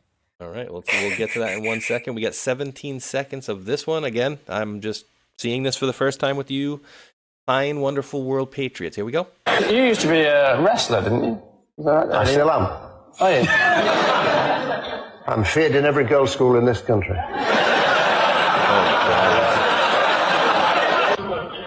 I'm feared in every girls' school in this country. In every mortuary and every, oh my gosh, like, and they make fun of it just, and so you got to kind of equal that to what we were dealing with Twitter in like 2009 to 13 with all the most vile posts. But ha ha ha ha, it's I'm a comedian, I'm an entertainer, it's just a joke, it's just funny. No, it's not funny at all. Not funny at all. Okay, Lisa. And then again, you've got the with these prominent people, like members of the royal family. Don't you think that the people close to them do some kind of investigation? But as we found out with Andrew, people such as members of the royal family can say to the Secret Service or anybody else, butt out, leave this person alone, which is apparently what Andrew said about Epstein and about the women coming into Buckingham Palace and all of that, so they have some clout. They have some clout, but don't you think that there's investigations into who they're spending time with, to protect them? If you were part of their protection, wouldn't you do some investigation into the people, even if you just did a search on the web? Yeah, that's Keir Starmer, by the way. That is Keir Starmer. Wow. Who ended up becoming the head of Crown prosecutions and decided not to prosecute Jimmy Savile whilst he was alive. I wonder why. Oh my goodness. They And keep that's you in the Keir boys club. Starmer.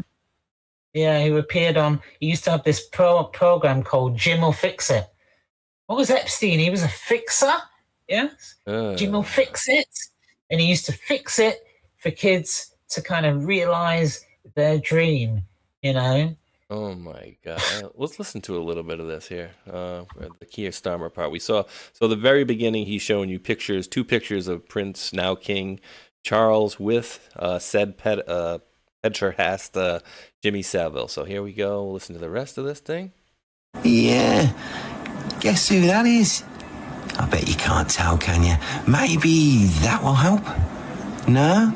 Okay, well, I'll have to let you know. That's Sir Keir Starmer. See, when you're in the boys' club, they keep you in the boys' club and they give you special privileges and help you in your future with maybe, say, career moves that might be beneficial to them later. So, yeah, you get the Sir, and then you get the great job of looking after everybody. Yeah, and this guy looked after children's cases to the point where they even made a panorama episode where he was on it, and they asked him, how many families do you think you've destroyed by the mistakes you made? And he says, oh, that's really an impossible question to ask me. Yeah? Now, when you do these kind of favours and you look out for your buddies, yeah, you know what I mean, they might look out for you, and when mum passes, they, advise you to maybe go and get the best job in the country, yeah? And when you do, on your way there to get there, you say quite a bit of misinformation, and then you try and come up with laws about misinformation right after you did the misinformation. What do I mean by that? Well, yeah, Labour says they were going to help abolish tuition fees, and that's not happening now.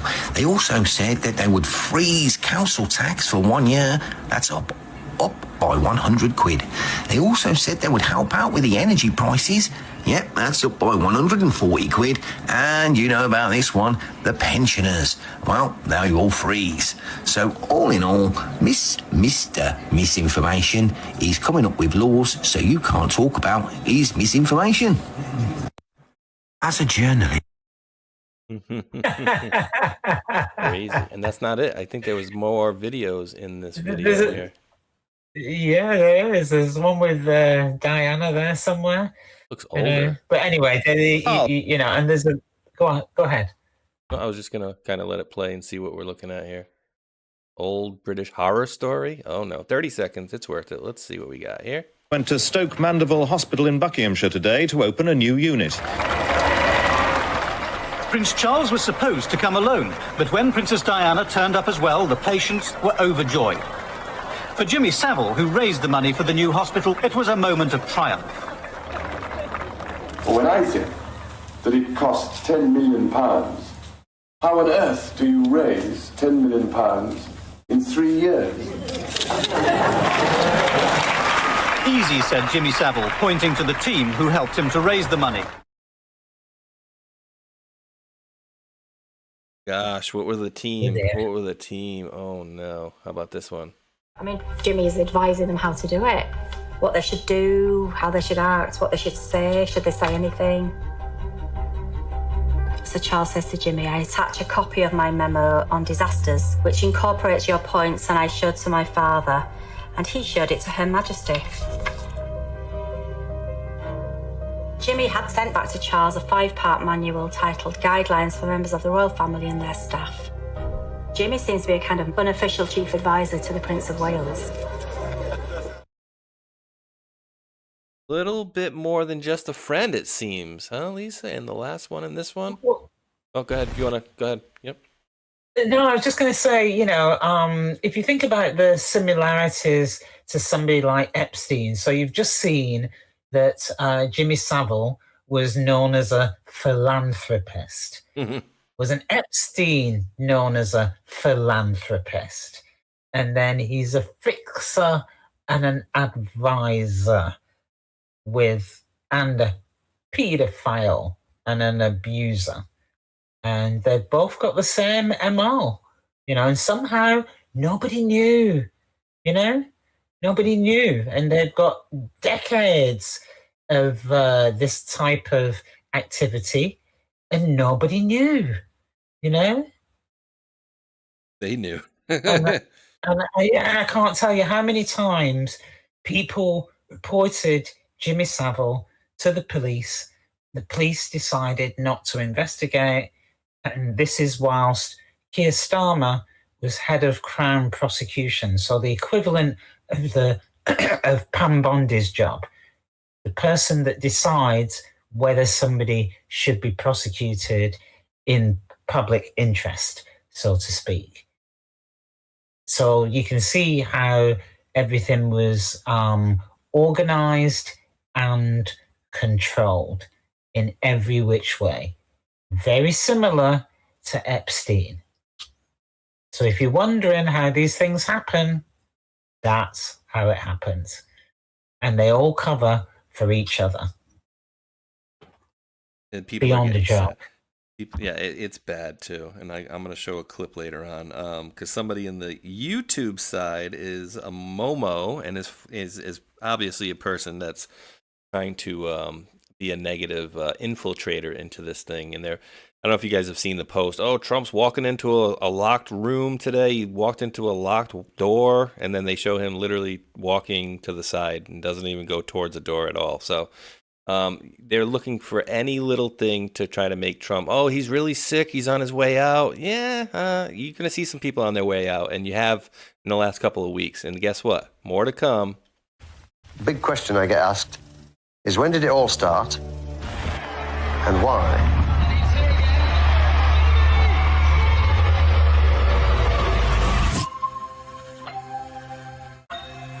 Ladies and gentlemen, it so happens I've spent my life fixing things for people. As a child, you just thought, this guy can make things happen.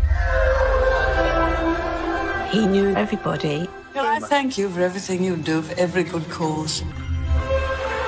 How on earth do you raise £10 million in 3 years? With Jim, you accepted things as normal, but it was abnormal. That is supposed to be me. What did I ever do to you that you would draw that picture of me? He's very intuitive. You do a terrific job, Jimmy. No, that's all front. That's all lies. He was making the screen in front of him. It's like you couldn't see through it.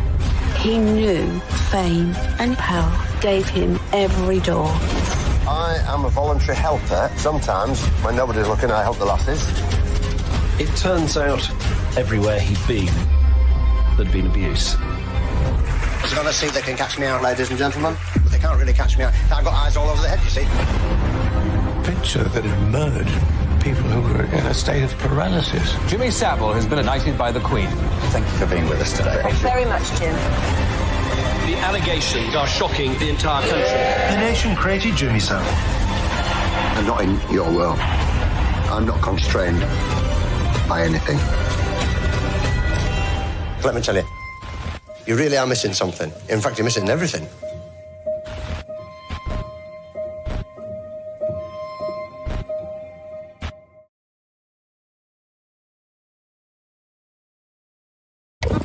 Lisa, I got a question for you. Big question I get asked. You stop. What is...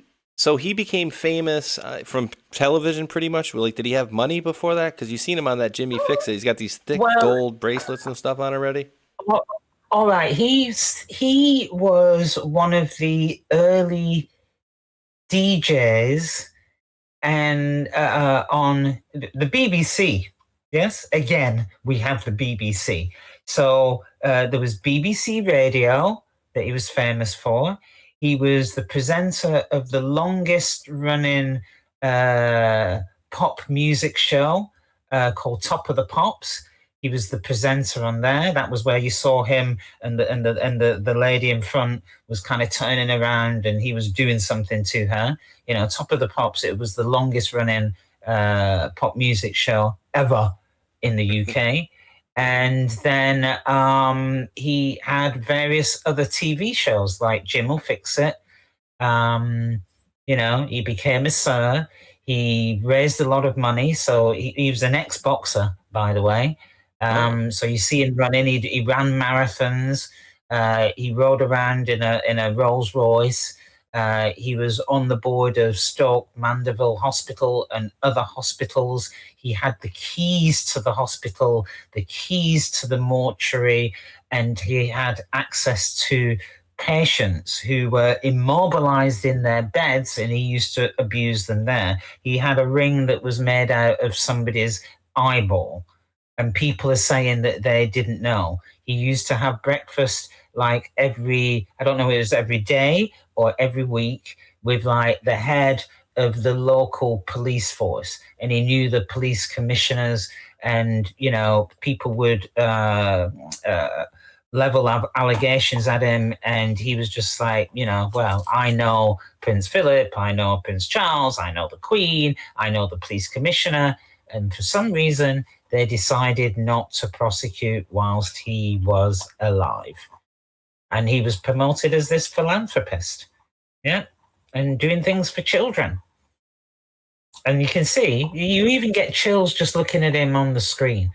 His eyes are not right, you know? When he was with him, was with the journalist, you can see his eyes where he's threatening the journalist, and he had the journalist's name and address written down on a piece of paper, and he was talking about my Sicilian friends and all of that. Look, check out his eyes. They're not right.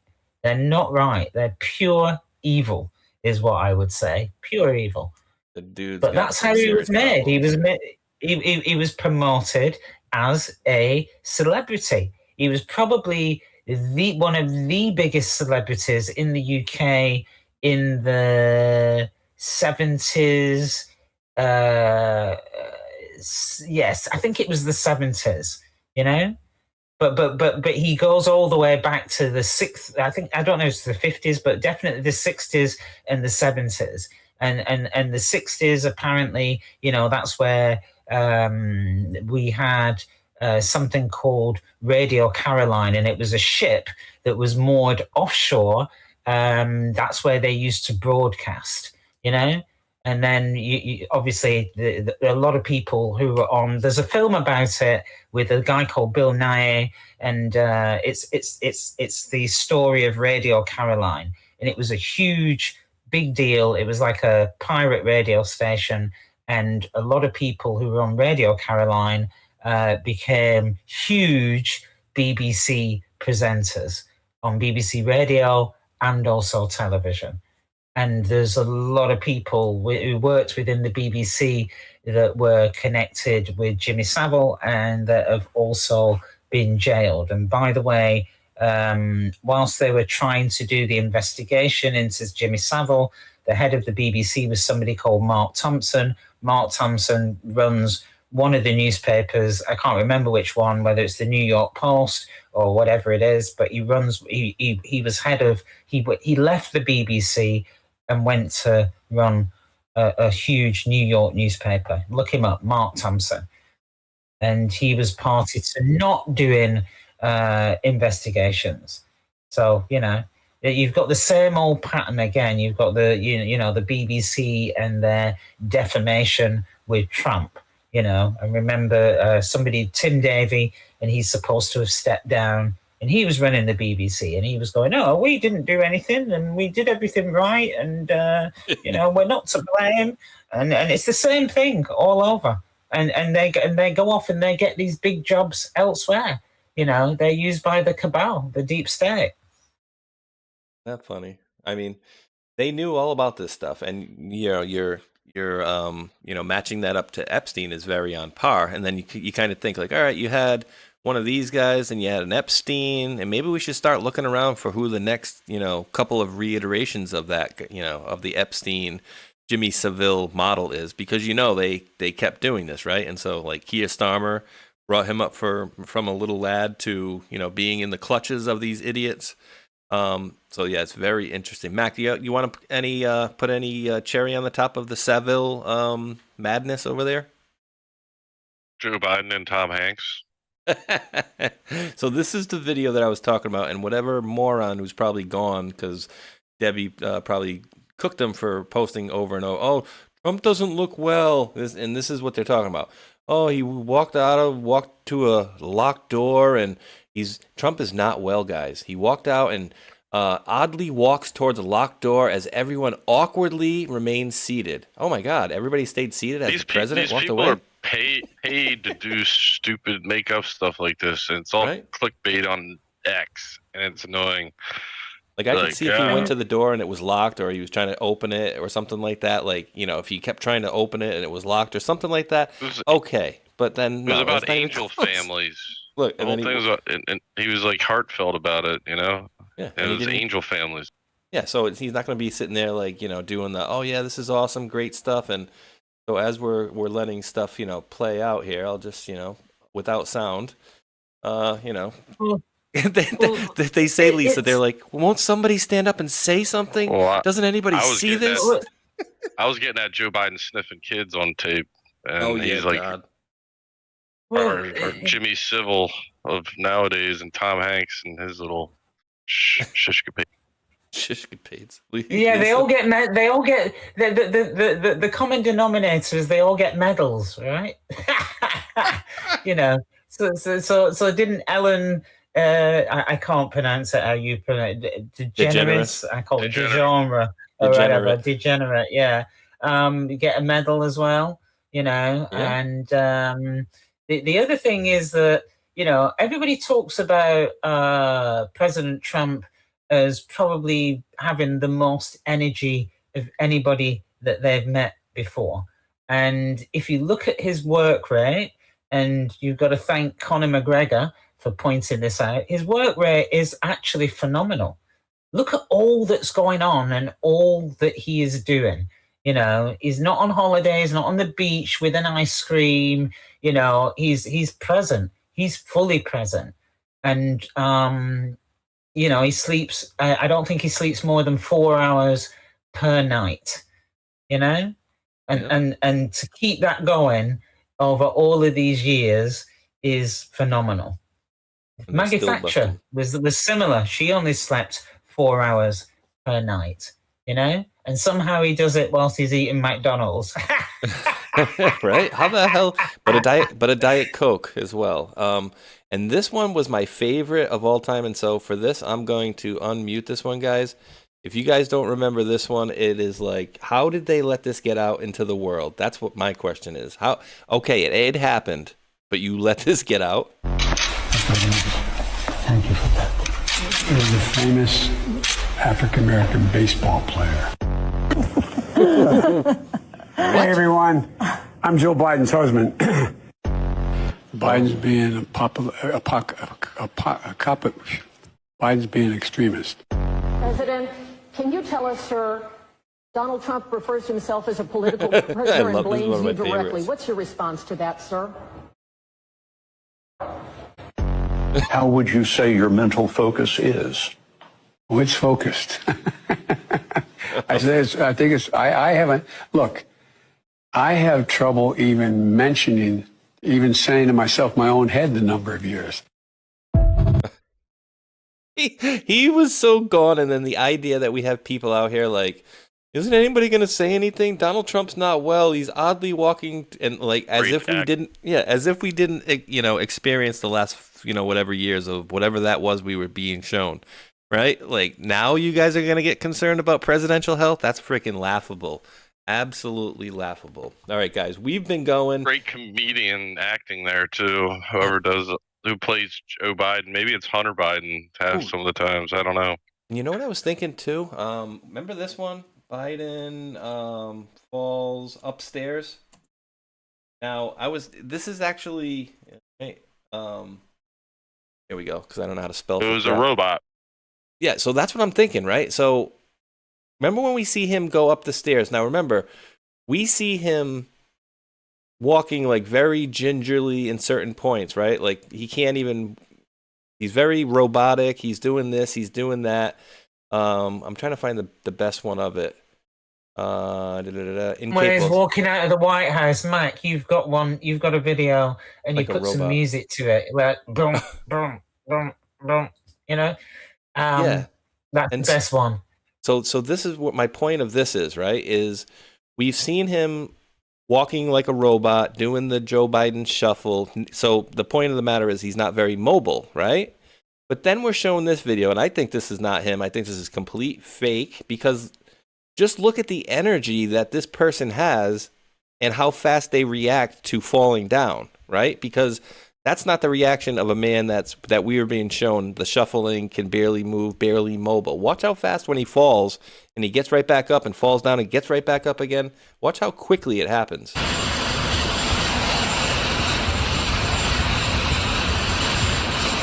I mean, he's got some quick hands there, right? We've not seen that dude that mobile in that fraud. It wasn't a robot. It was an actor. Isn't there a video of Jim Carrey falling in exactly the same way as well?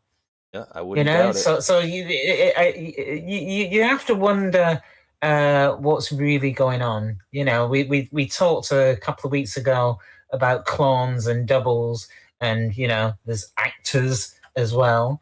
You can do all this. Hollywood's got great technology, but Jim Carrey is pretty fast on his feet, isn't he? He sure is. And he does a great ice takes out ice. Just sliding in there. Always falling. He did more than just trip. He was always falling.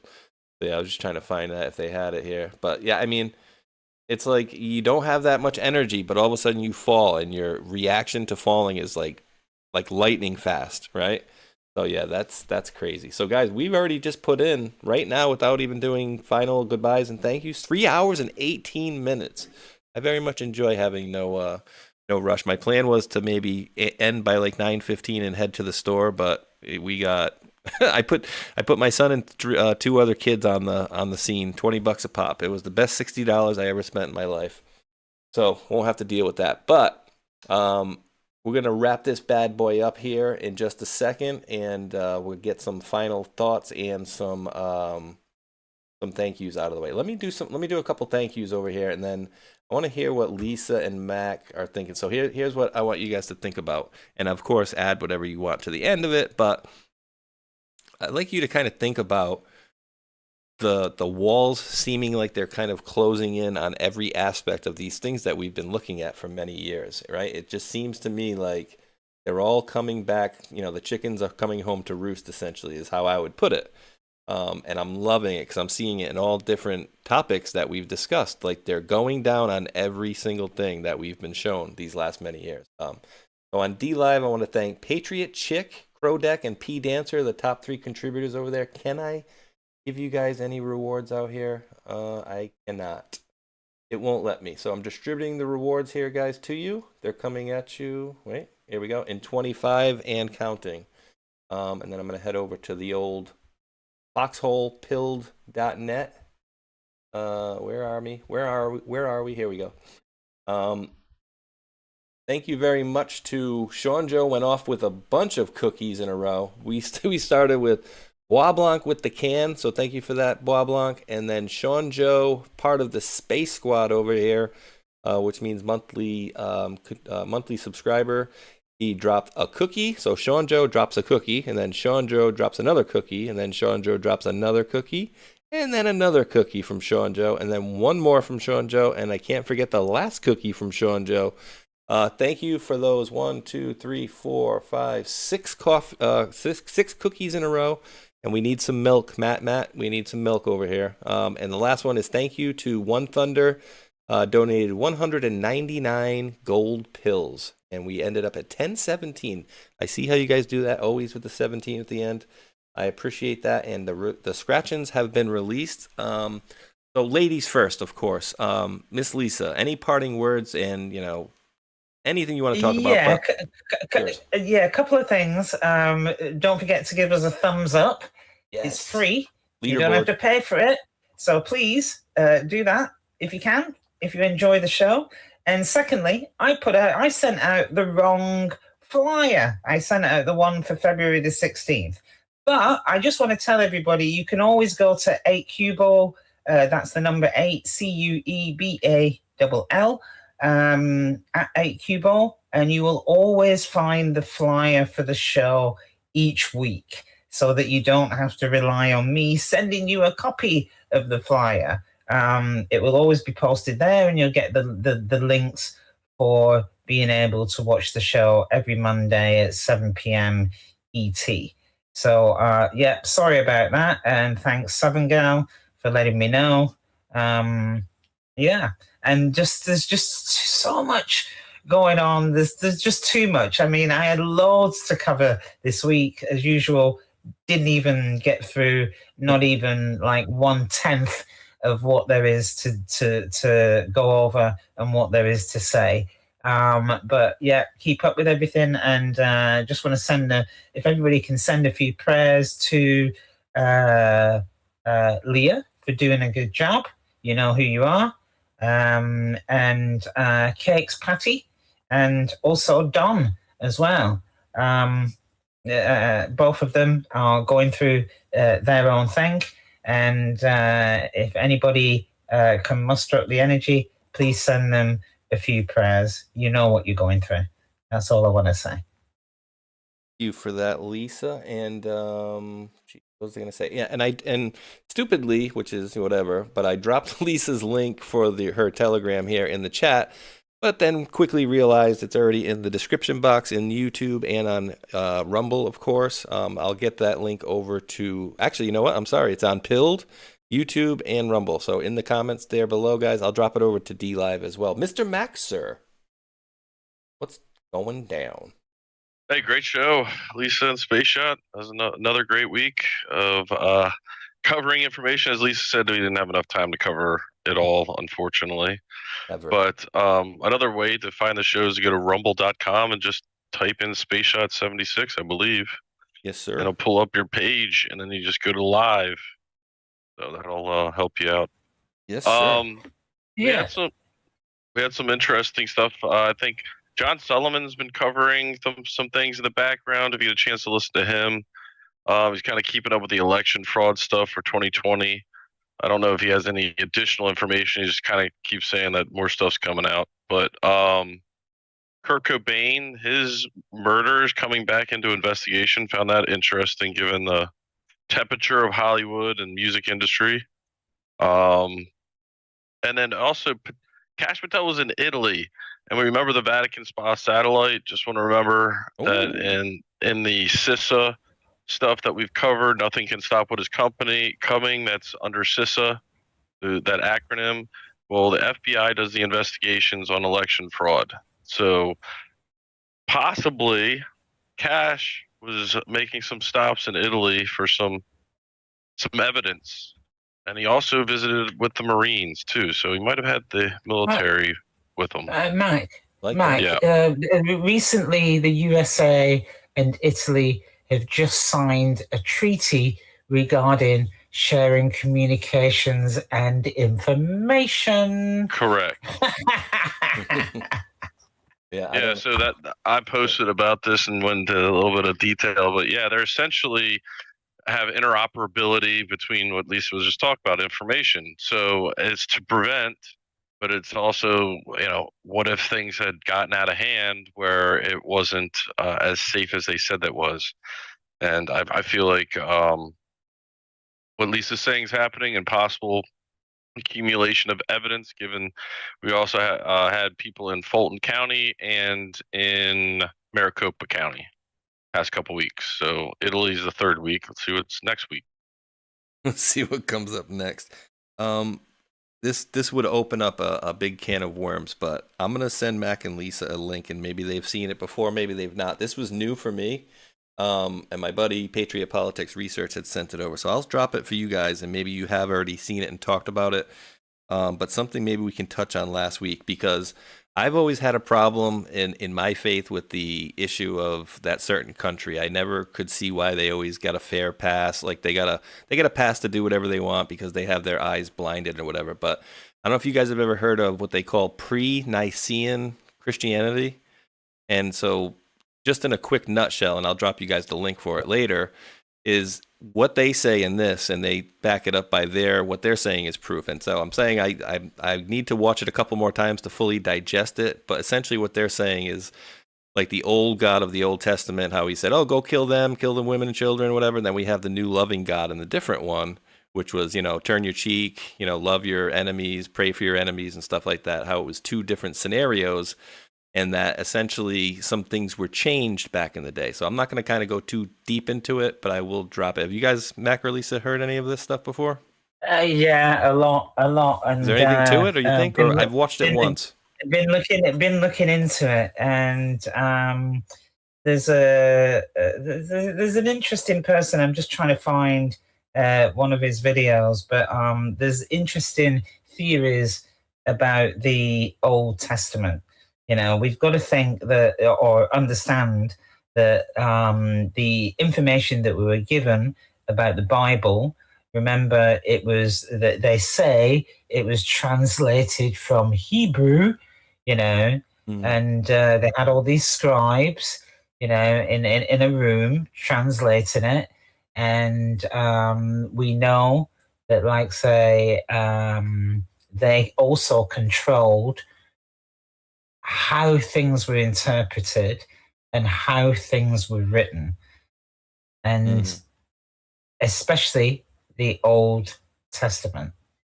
So the various theories about it, I'm going to let you look into it. I'm not going to give you my opinion, but it is worth looking into, guys, because we know that they have deceived us. And the deception is bigger than what we can ever imagine. And they like their control systems. So they use religion as a means of control. And that's all I'm going to say. So look into it and break through your own matrix is all I'm going to say. I just dropped that link in the various chats in there too as well. Mac, I don't know if you wanted to comment on that, if you'd seen that at all. If not, I will drop you the link. I'm gonna drop it for both of you guys anyway. I think I have an idea, but you can drop the link. But I don't really have much to add. Yeah. I found it to be very interesting, and if I do watch this again and it all clicks in, we'll touch on it next week. If Lisa, wants to bridge on that or whatever, if Mac takes a look as well, we will definitely do that and see what's going on here.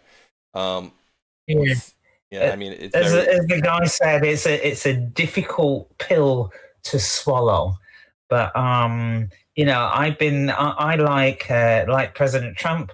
I like language, and I do have a it's long. I don't know how many chapters. It's probably about 40, 50, and I haven't finished listening to this. So it's a guy that is expert in multiple languages, and he goes through the real meanings and the way that they have changed meanings.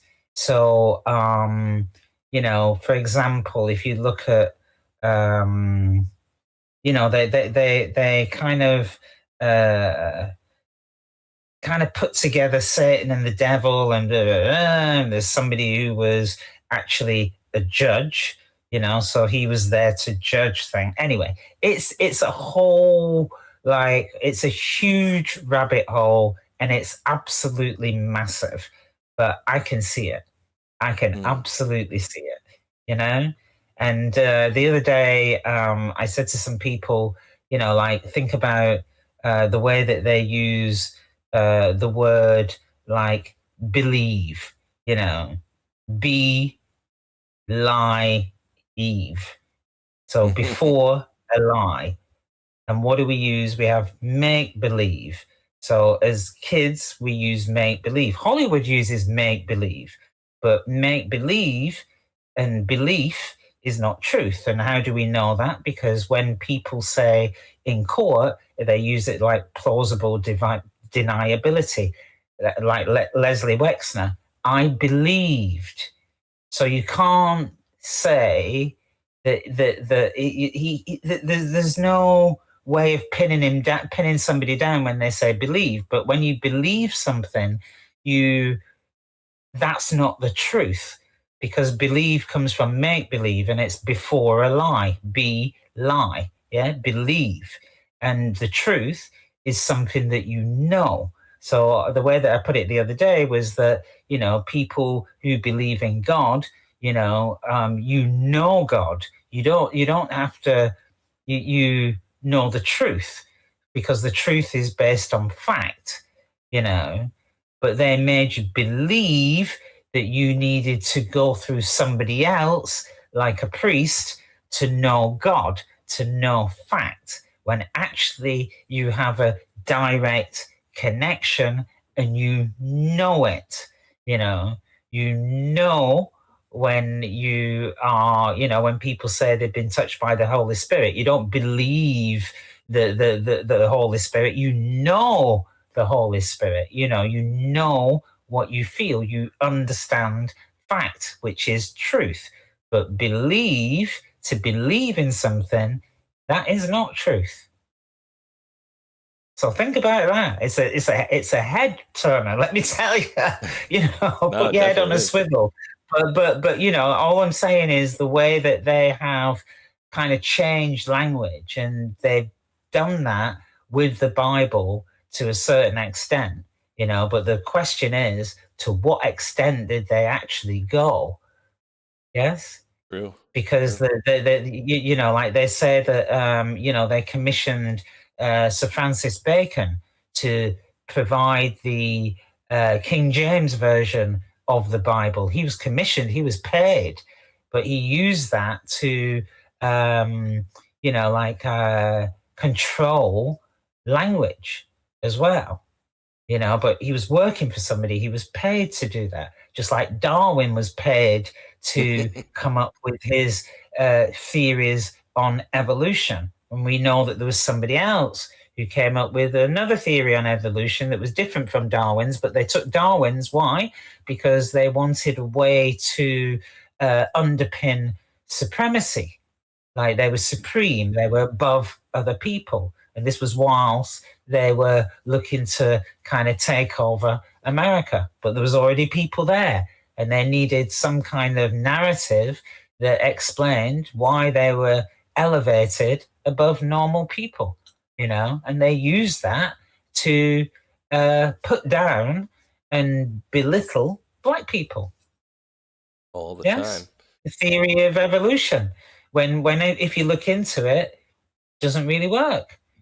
you know. And then at the same time with history, you know, there's certain people and skeletons like giants and all of that kind of thing, and they don't explain it, they just squirrel it. Oh, one thing that I want to say, can we, as we're supposedly doing, what do you call it, Mike, disclosure and exposure, it's like, so first of all, can we, given that the Smithsonian Institute runs on public money, so can you do an executive order that says that they need to disclose everything that they know? Like, make it public. Yes, you can. The public paid for it, so please do it. And then I'm going to go on about chemtrails as well, poisoning people. You can do the same with that too. Just going to ask a favor, and I'm going to say please, because that would be really simple for somebody to do, and it would give us a lot of truth, you know, because we know how much they've messed about with history. So the Smithsonian is like, I know they've destroyed a lot of stuff, but they've got a lot of stuff in their basement and all of that. Turn it all over to the public. Yeah.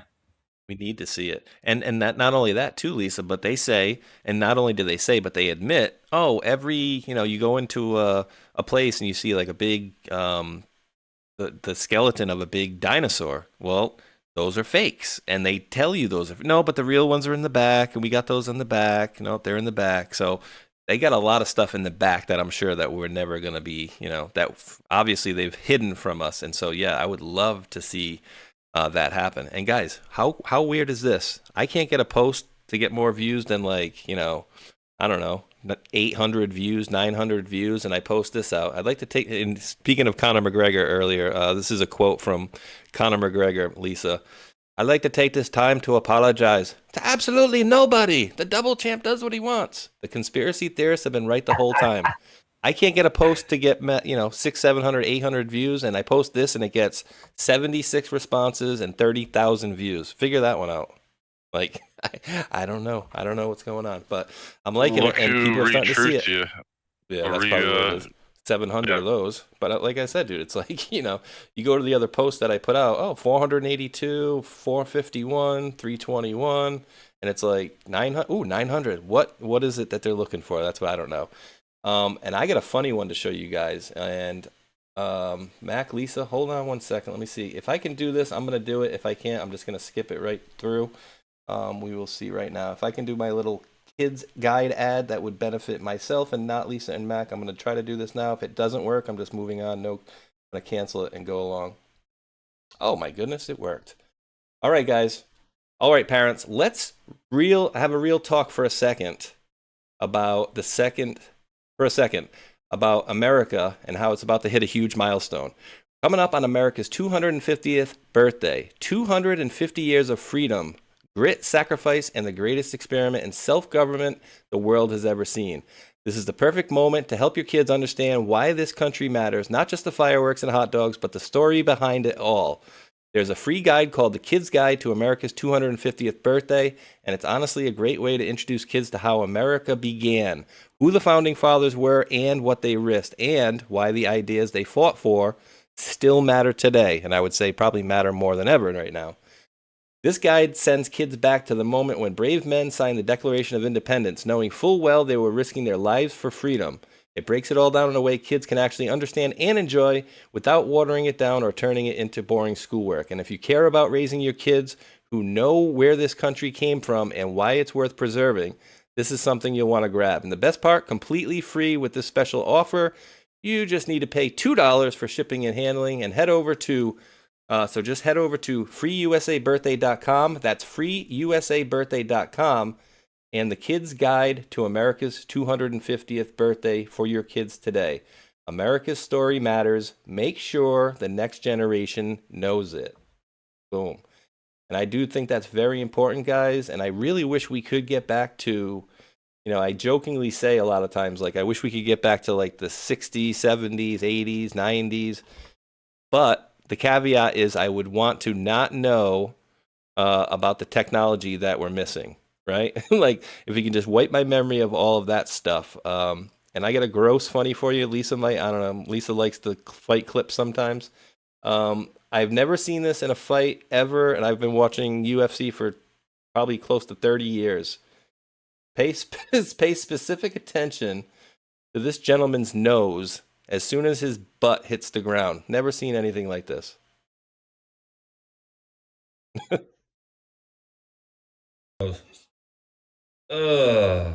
do you think, Lisa? Dude, he knocked the. Sorry for giving you guys grossness, but I thought it was funny and worth it. Knocked the snot out of him. He really did there. But you know, I like a bit of watching a little bit of a fight. You know, how's my mate Paddy doing? Paddy Pimblett.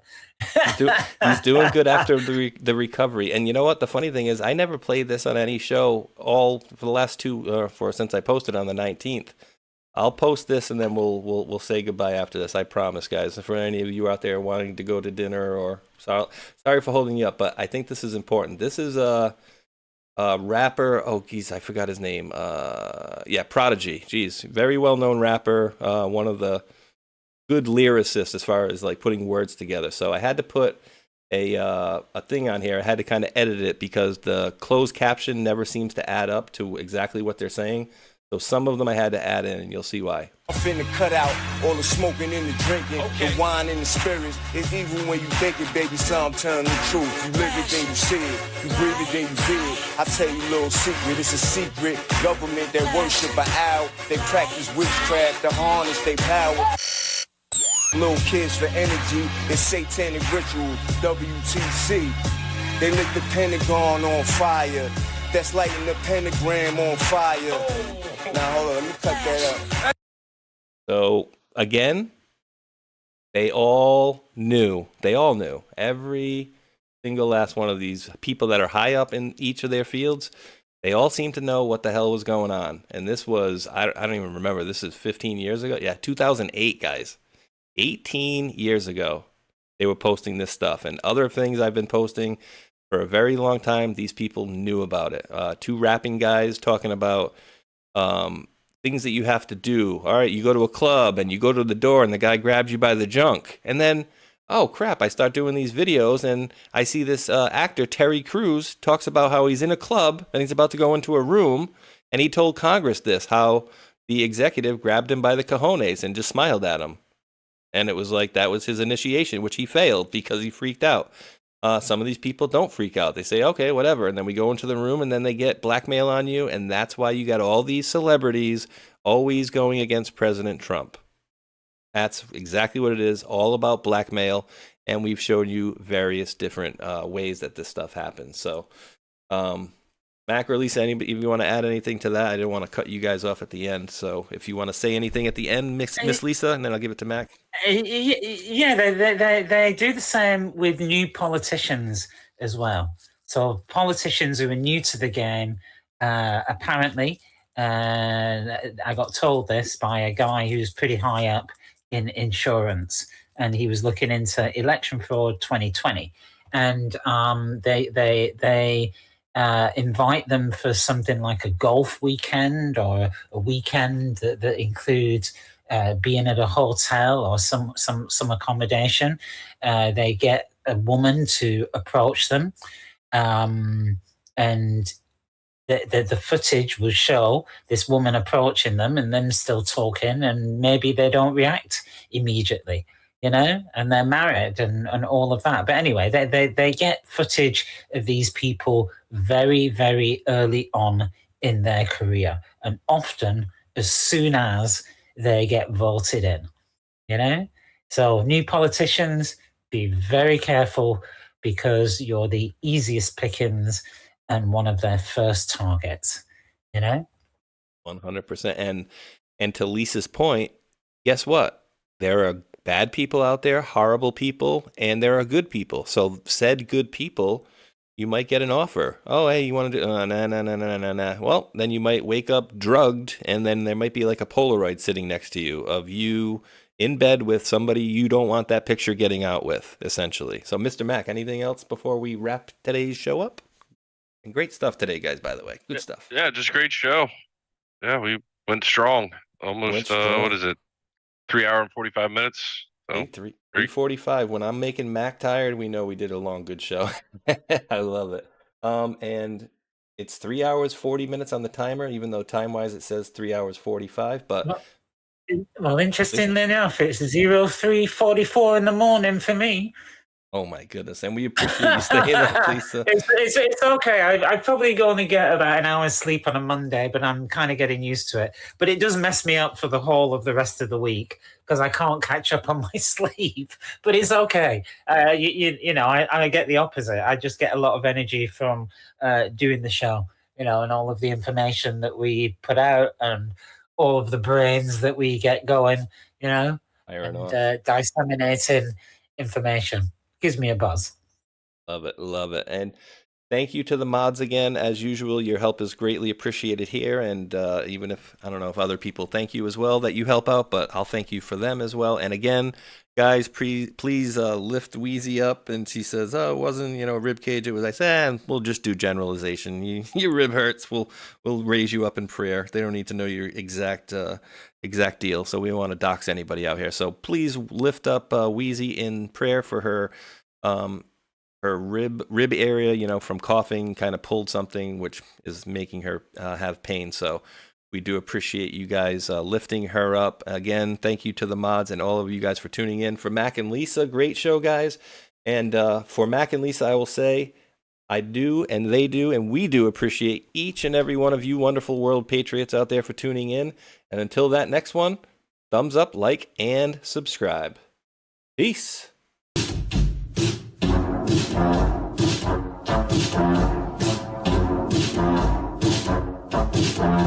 Hello, guys. Something special is happening in here. That's right. It's brackets and jackets. Bringing it back for brackets and jackets. Special Epstein Island edition. That's right, folks. Epstein, Jeffrey Epstein, the man with the island, which is suspiciously close to Haiti. That's right. You see this man, Jeffrey Epstein, is funding lots of people. He's funding lots of people on the street to make sure his shit doesn't get out. That's right. They want the record sealed. And they're paying a lot of people. Epstein's paying a lot of people. Oh boy. For one, he's got a whole Mossad media matrix in America. And I would bet you anything that Alex Jones is one of them. Prove me wrong. That's right, Cappy's in the portal. Cappy's in the portal. Cappy's in the building with songs about Epstein. It's Breakfast Jacket's Epstein edition. Guys, I had some epiphanies today. I had some real big epiphanies about some guys. A big network of guys and spies and lies and liars. All right, think about this for a minute, okay? The guy in Portland, the scientist that just got busted for producing CP, that guy is 1 degree of separation away from Epstein. Epstein, the investor that lives in West Palm Beach, Florida. I know a guy who lives in West Palm Beach, Florida as well. Investor as well. Also involved as well. And all is not well with these guys. The Florida boys, the Glow boys, the Scott Israels of the world. You see, Epstein is Hillary Clinton. And Epstein is Haiti. And Epstein is a big network of media assets. By the way, did you know that Steve Bannon was going to that guy for money? Also, Epstein is Epstein Oprah. Epstein is Chris Tucker. You remember him. Epstein is also Kevin Spacey. Epstein is also Prince Andrew. Epstein is also... Who else is Epstein? Who else is Epstein? Tell me. You guys know? Epstein? Is Epstein Big Pharma? Is Epstein Bryan Singer? Is Epstein Naomi Campbell? Yep, all of the above. All of the above. Who is Epstein? Epstein is the keystone of a whole motherfucking matrix. And once you pull it out, it all falls down. Dersh was there too. That's right, we're dropping red pills every day. Dropping red pills in the best kind of way. This is brackets and jackets for the denizens of islands.